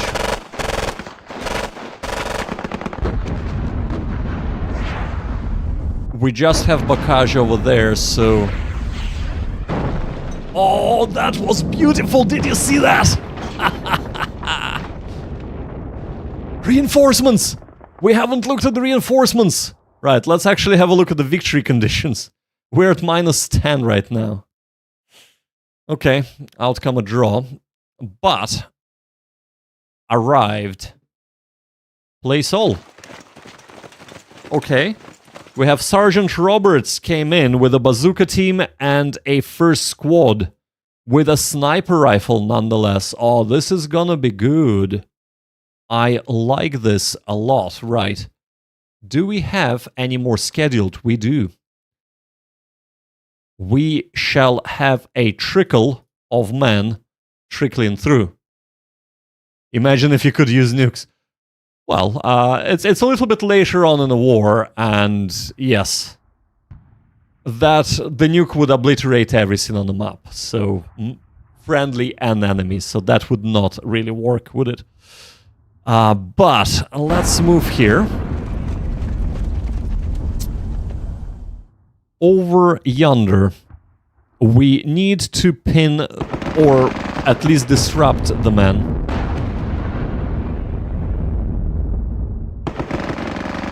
Well, we can have crushes even without the nukes. Even though I dearly would love to pin them, the best course of action would be to shoot at this overstacked hex and start eliminating a lot of Germans there.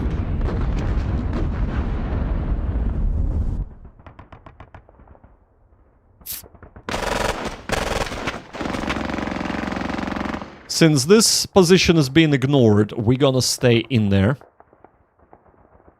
And for here,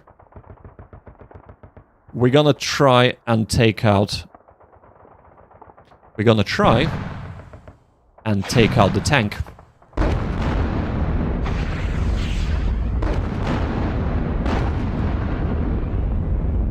Maybe not.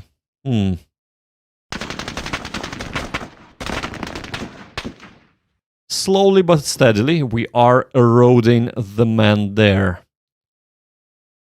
Well, let's move as fast as we can.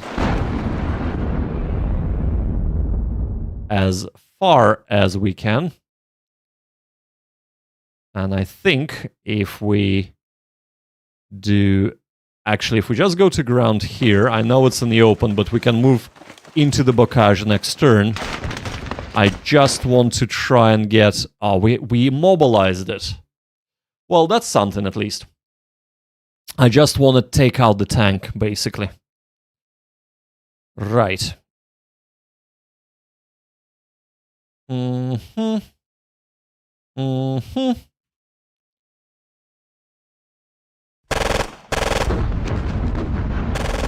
I don't see this having much...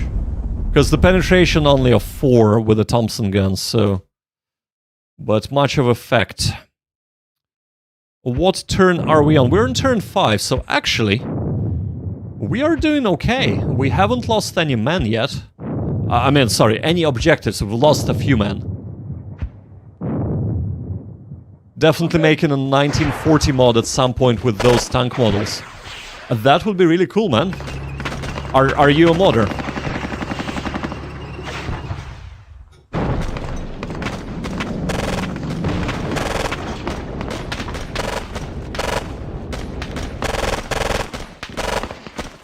Nice.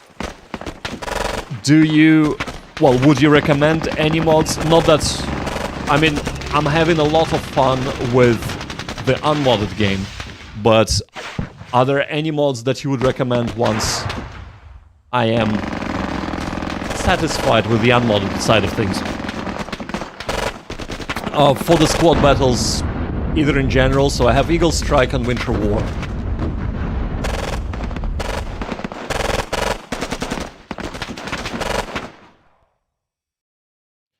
More reinforcements. I do like the sound of that.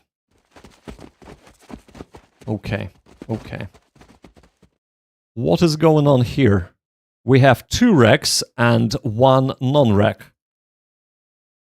I feel like this is simply asking for a shot in the rear. So let's move up into Bakash here and probably, seeing how everyone is concentrated there, we'll stay here and try to take the tank out.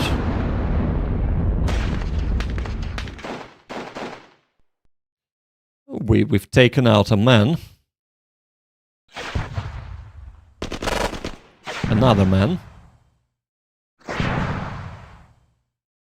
Okay.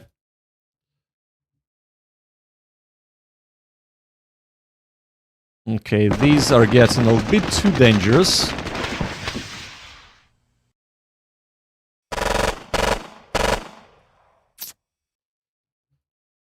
Over here, they can't assault, which is important. So they can assault, so we want to take that away from them. Well, Mackinson says, I'm afraid the Squad Battles World War II is the one that works for all the World War II titles, but it is pretty good design-wise. Okay. So, are you saying that there is a mod called SB World War II? Is that... I'm just making sure that I don't misunderstand what you're saying there. Yes. Interesting. Okay, I'm gonna have a look at it. I assume that I can get a hold of that through the forums.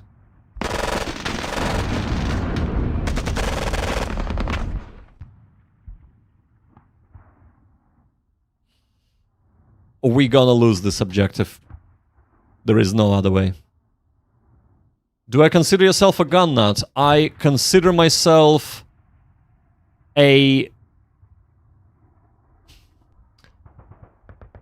I'm consider myself historical nut. I am actually against uncontrolled, aka America's gun use. So I think guns should be regulated, and I do live in UK, and pretty much all of the Europe is in a very similar... God damn it! Would have very similar opinions to mine. Not to say that the opinion is universal, but that's kind of my stance on that. Take it or leave it. Americans use M4A1s, not AK-47s. No, I know that. But Americans also... Let's actually move there. Also have shootings every other week in the schools. It's like their favorite pastime. And I know it's nothing to joke about, but it is actually a very, very sad state of affairs that a first world nation has this. Like, when was the last shooting in UK? I don't remember. In France, in the schools. It's been a while ago. Like anywhere in Europe. So I would love to own a Schmeiser. It would be cool as a novelty thing, but not as a kind of gun to quote-unquote protect yourself. I mean, I would love to own a lot of guns as a collector's item, right? They don't need to be able to shoot either. So, but yeah, it's...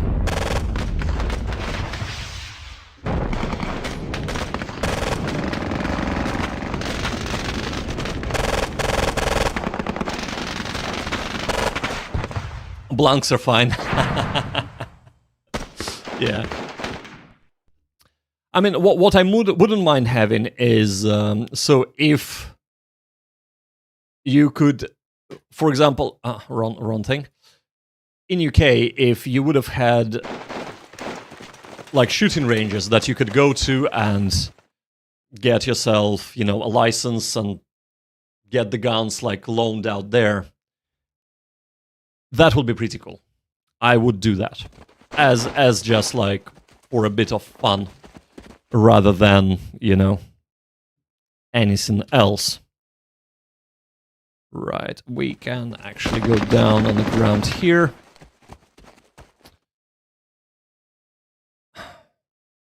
I feel like maybe we should move up, but maybe we shouldn't. So how many tanks? We've destroyed 3 tanks. There is a Panzer knocking about. It's over there. So let's try and take it out. Actually, probably do this first. There we go.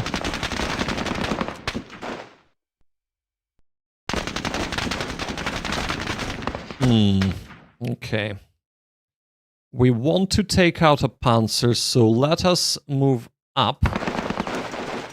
like so. Come on. Come on, let's get unpinned. The bazooka man is holding the weight of the entire Normandy front. Swear to God. So this is kind of maybe highlighting the weakness of the AI. And I think we have talked on this channel quite a bit about that. But this is not squad battles only. This is endemic to all small developers, and specifically wargaming small developers. There we go, they're pinned. Perfect. Now these men need to be pinned because they can just storm.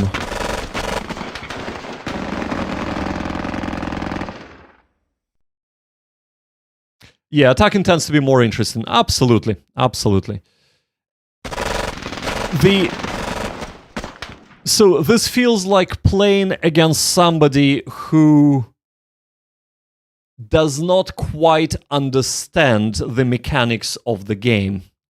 So they have me surrounded, and instead of assaulting, so they're waiting for somebody to get disrupted, right? Or pinned. So instead of assaulting, they're just kind of shooting in, and the mechanics dictate you must assault. Like, you just have to assault. You cannot just try and kill the people with shooting into the area. So, yes.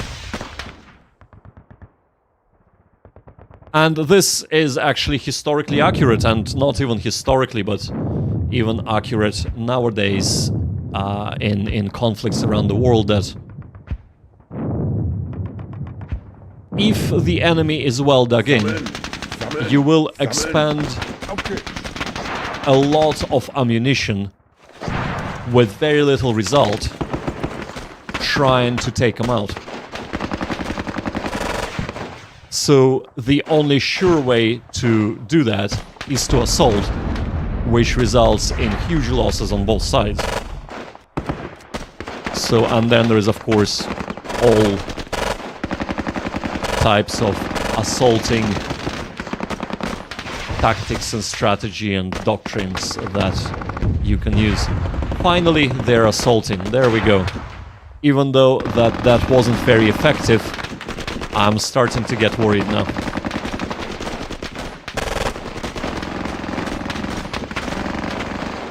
Lucas says, I will study game design once I'm done with school. It is a good thing to study.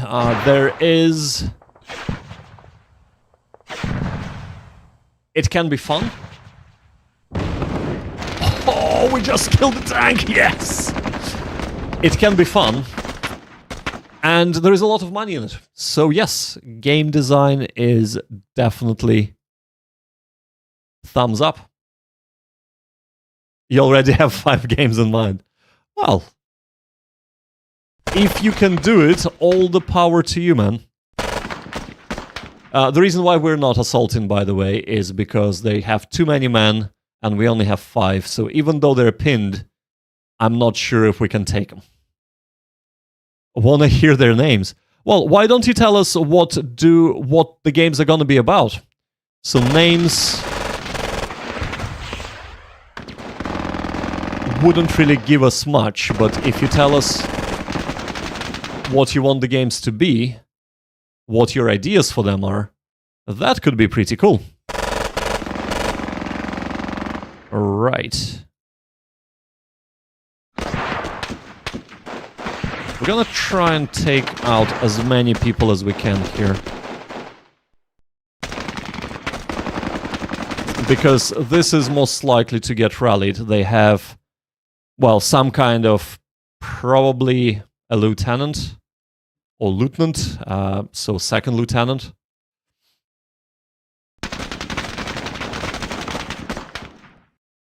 Right, we can't shoot them, so let's shoot that way then.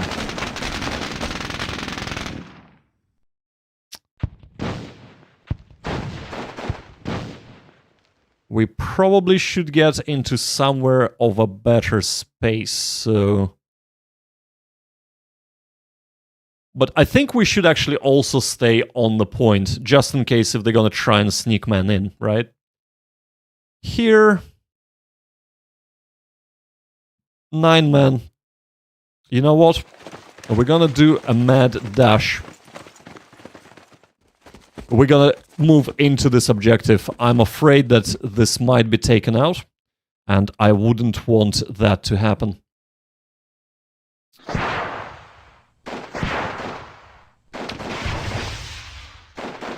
Oh, there we go, demoralized. Oh, wow. Right, we actually might pull up, man, and do a proper assault on this.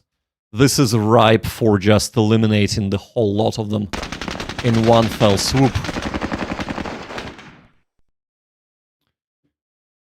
So look, says here are the names of Alex Journey, Overkill, At the Dawn of Night, Mankind, Humanity, and Steel Grey. Well, what would the games be about, man? Because, you know, having names is good, but having the ideas for what the games are gonna be is even better.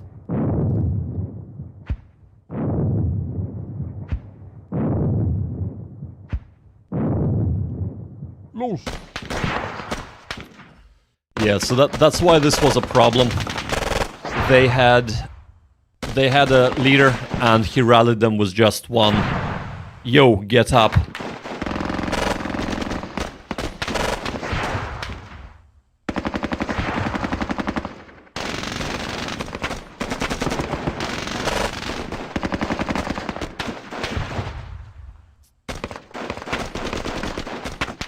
We need to pin this ASAP anyway.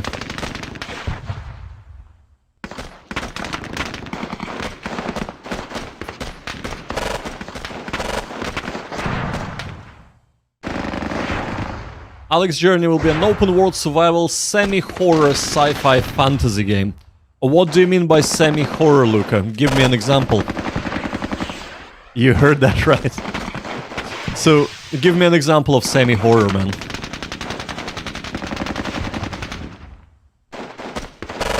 We just taken out their leader, by the way, so that is perfect.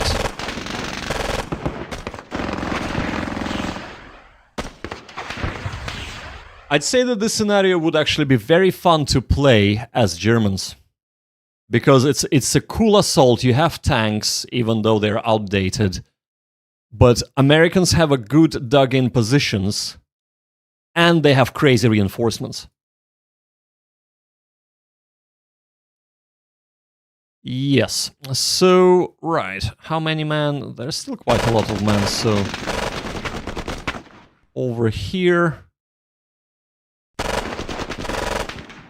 Okay, they are done. We might get an assault from here, so... Let's try and suppress them.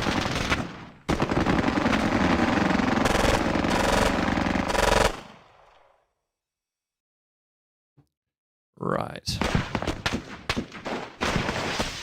There we go.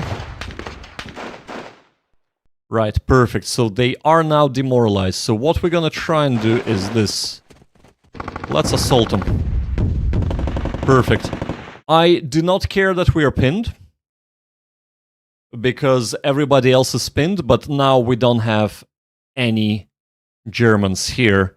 So we can start concentrating on these men, and if we can get them demoralized, let me tell you, they're gonna get assaulted as well. So, right. Let's try and do that.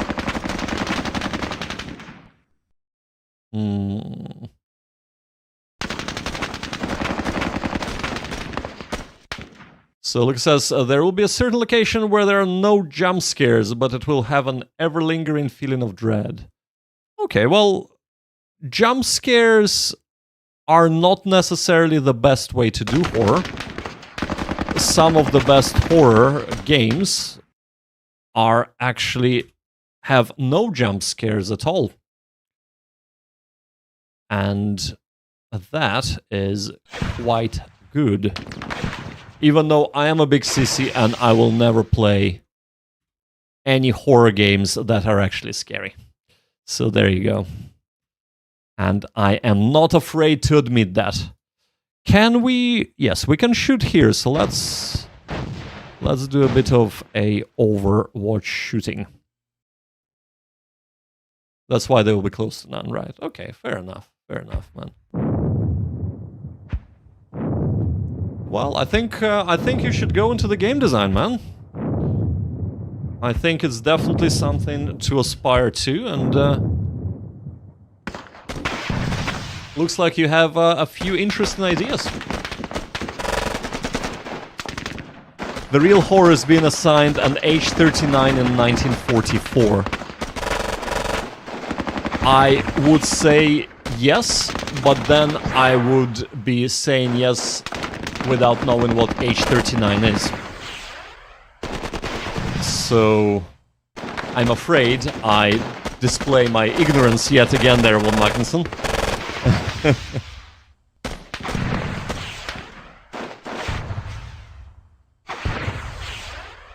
Oh, one of those French tankies. Right, age 39s. Right, I gotcha.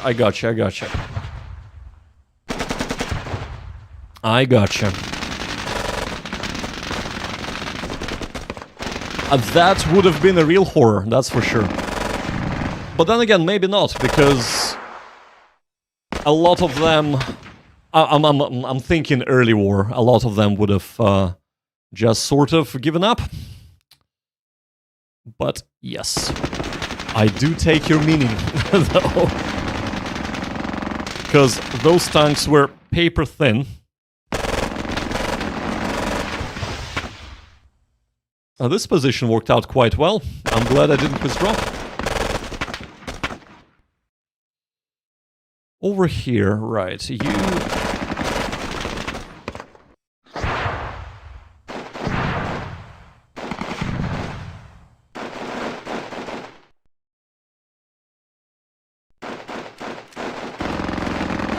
Would have been nice, right? Because really we want to be shooting here.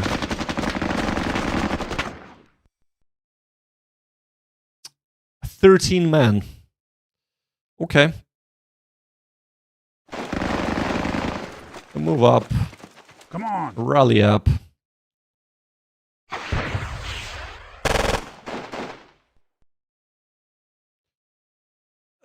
Lucas says, since you know a lot about history, what was the most brutal and disturbing battle in World War II? Oh man, there were so many. You can literally take any battle and it was brutal and disturbing.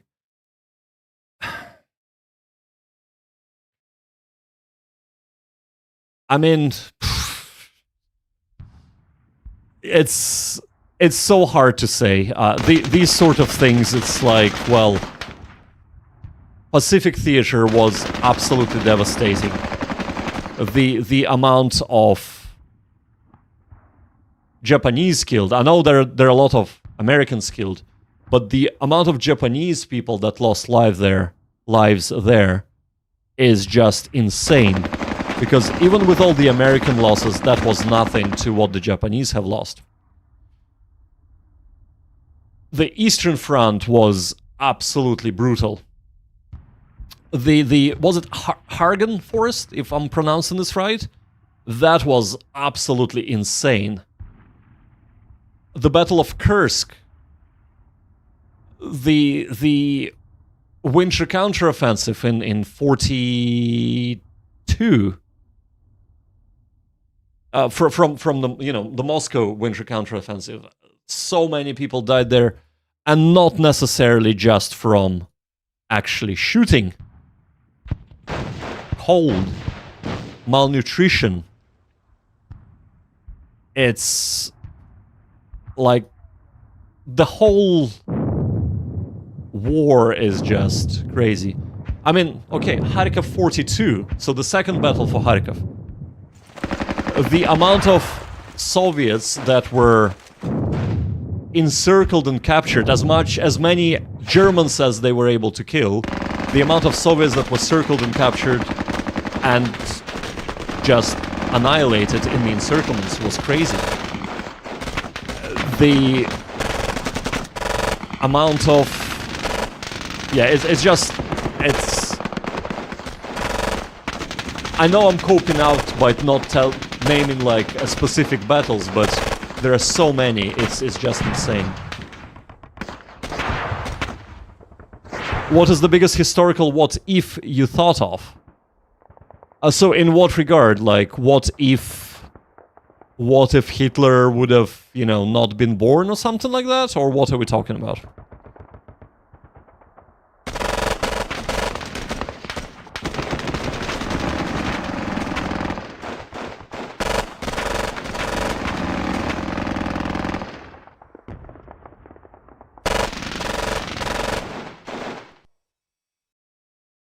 What if X didn't Y? Oh, man. Well.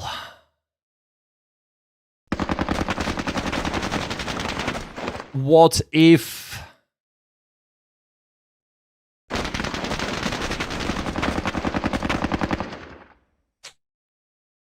Like, there are so many.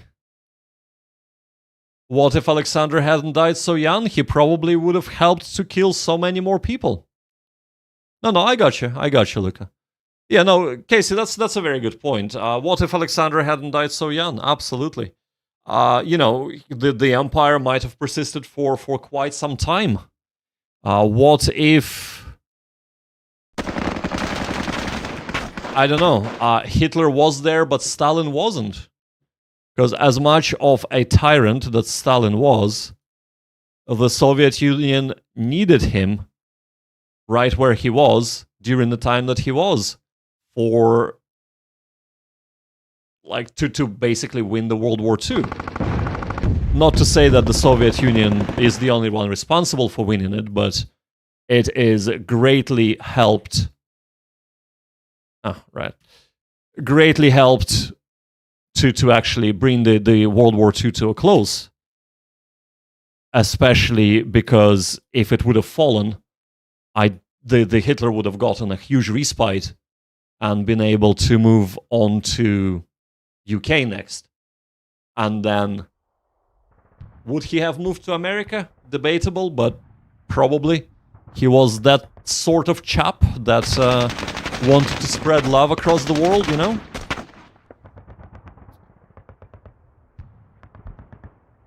But yeah. Right. We are at an end of our game. And I think we've done pretty well. I think it's telling that I've been concentrating on talking about all the other things instead of playing the game. Germans major defeat, minus 96. Bloody hell. Yes. That it's quite telling that this is quite a easy mission to play as a defender once you start getting reinforcements. Once the tanks were done, we were pretty much golden as long as we could have kept the Germans from getting unpinned. And we've done that pretty well. We actually also assaulted and annihilated quite a few Germans there. Or what if the Third Reich got allied with Soviet Union? Well, they were allied with Soviet Union. Molotov-Ribbentrop Pact was the alliance. They split the Poland into two. Soviet Union liberated their half of Poland while Germany gobbled up their half of Poland. But it was not to last. It's funny, right? So, sorry. It's funny because I never actually see Germany ever align itself with Soviet Union, realistically. So, thinking what if is kind of like, well, that would have never happened in my mind, you know? It's just that the nationalist socialists were absolutely against communism. So, or just standard Soviet socialism, right? But yeah, so that's kind of my take on that. It's just there are too many kind of things that too huge of a divide between the two, that even though they both had a kind of alliance, quote unquote, Molotov-Ribbentrop Pact, both Germany and Soviet Union wanted to attack each other. Soviet Union just didn't quite plan to attack in just yet. It was still building up its troops, etc. But yeah, that's pretty much that. What if they remained allied? But that's again, like, they wouldn't have, because I know I know what you're saying. I know it's like, what if? But again, in my mind, the reason for that was Germany knew that it needed to end the war quickly. And maybe it should have taken out UK first. If you're putting yourself into the German mindset, right? Maybe Operation Sea Lion should have been what they needed to do to end the war in Europe. And then regroup and take on the Soviet Union. What if the Japan Empire didn't surrender after getting nuked twice? Well, if the Japanese Empire wouldn't have surrendered after getting nuked twice, they would have sent women and children that they were training with bamboo sticks, because they have run out of basically steel, etc., ammunition and weaponry to defend every inch of their homeland. It would have cost a lot more lives, both Japanese and Americans, but it would have been just prolonging the inevitable. I have lived in Japan for 3 years. My partner is Japanese, so I do have a little bit of an insight into that.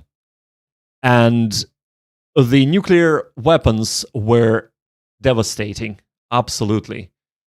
The second nuclear bomb didn't need to be dropped, but it was dropped as a message to Stalin from, of course, our, well, okay, let's not say our, from America, right? From the US. So there were more people killed in the napalm strikes on Japanese civilian infrastructure than there were from the atomic bombs. Not to say that the atomic bombs did not kill a lot of people. They did. And it's an absolutely awful weapon. But yeah, it is not a pleasant thing. Also, while the atomic bombs were not used in Europe, it was a little too late for Europe. The Bomber Command, both UK and US, have done a pretty good job at absolutely napalming the crap out of German civilian infrastructure, because the military targets were too hard to hit and too well protected, even though they have hit them as well, absolutely. And they literally destroyed, leveled, and, well, actually burned to the ground quite a lot of towns and cities. So, yeah, not a pleasant thought to have either. Imagine if the Cold War turned into the Hot War. There are a lot of things to imagine. There are a lot of things to imagine. It did not, and I'm quite thankful that it did not, because I would not be sitting here talking to you, playing computer games, if that would have happened, right? That there are a lot of issues that could have happened, but I don't need to imagine it, because there are plenty of games that portray this. And I do like recreating that. So, for example, I have received a very nice present from somebody called Old Dog. I shall not be naming their names in chat, because they are in chat, of an absolutely stellar game done by Slytherin Matrix Games called Flashpoint Campaigns Southern Storm. Not only that, they gave me also the hardback of the manual. So this is the manual. A gorgeous, gorgeous book, by the way. And this will be coming to the channel very soon indeed. As soon as I am finished with doing my impressions on the Eagles strike. Supreme game, absolutely. I haven't played a lot of it. I'm stuck on the tutorial just because I don't have time to play it. But I've played the original, the Red Storm, and that is an absolutely fantastic, one of my all-time favorite war games, I gotta say. Even though in saying that, the WDS games, the more I get into them, the more I appreciate them, and the better I feel about them. Right, but it is getting late, ladies and gentlemen. I have been talking a lot. I think the AAR here is basically AI is not that great on the offensive, and we have kept the Germans pinned down, preventing them from assaulting us. We could have lost this. We were very lucky that we didn't, because they got unpinned and assaulted once, but thankfully they had a bad roll. It could have went completely different if more squads were unpinned around me and tried to attack. That's pretty much my after-action report on this. There isn't really much more to add. It was a fairly straightforward mission, quite easy one, once we started getting reinforcements. Right, well, I hope, ladies and gentlemen, you have enjoyed this stream, these two scenarios that I had for you today. The next stream is gonna be tomorrow at 1900 hours GMT, that's 7 p.m. for those of you who do not speak 24-hour languages. And we are gonna be playing the last scenario of the 6th of the 6th, 1944. That's 6th of June, and that is hitting Utah. Not Utah in America, but Utah Beach. So it's a medium scenario. It's gonna take an hour, so maybe, just because I know how fast I play these games, this might be split into 2 parts. I don't know. We'll see. We'll see. 3 hours should be enough for us to cover a 1 hour scenario. But to give you an idea of how kind of biggish the scenario is, where is this? Hitting Utah. Have a look at that. So these would be our men on the Utah Beach. And we can keep scrolling up. The scenario is huge. I think this is more of a showcase of what can be done with the scenario, because we can clearly see this is our sector. This is the sector we're responsible for. There is a whole new sector on the right-hand side that we might get reinforcements for, or we might not. But this is going to be quite an epic battle. I don't know if it's going to be as epic as Omaha Beach, but we shall see. And on that note, well, I'm looking forward to that as well, and I'm looking forward chatting with you there, Von Mackensen. On that note, thank you so much for watching. Thank you so much for chatting in the chat, and I hope to see you tomorrow. Until then, do gaming, not war.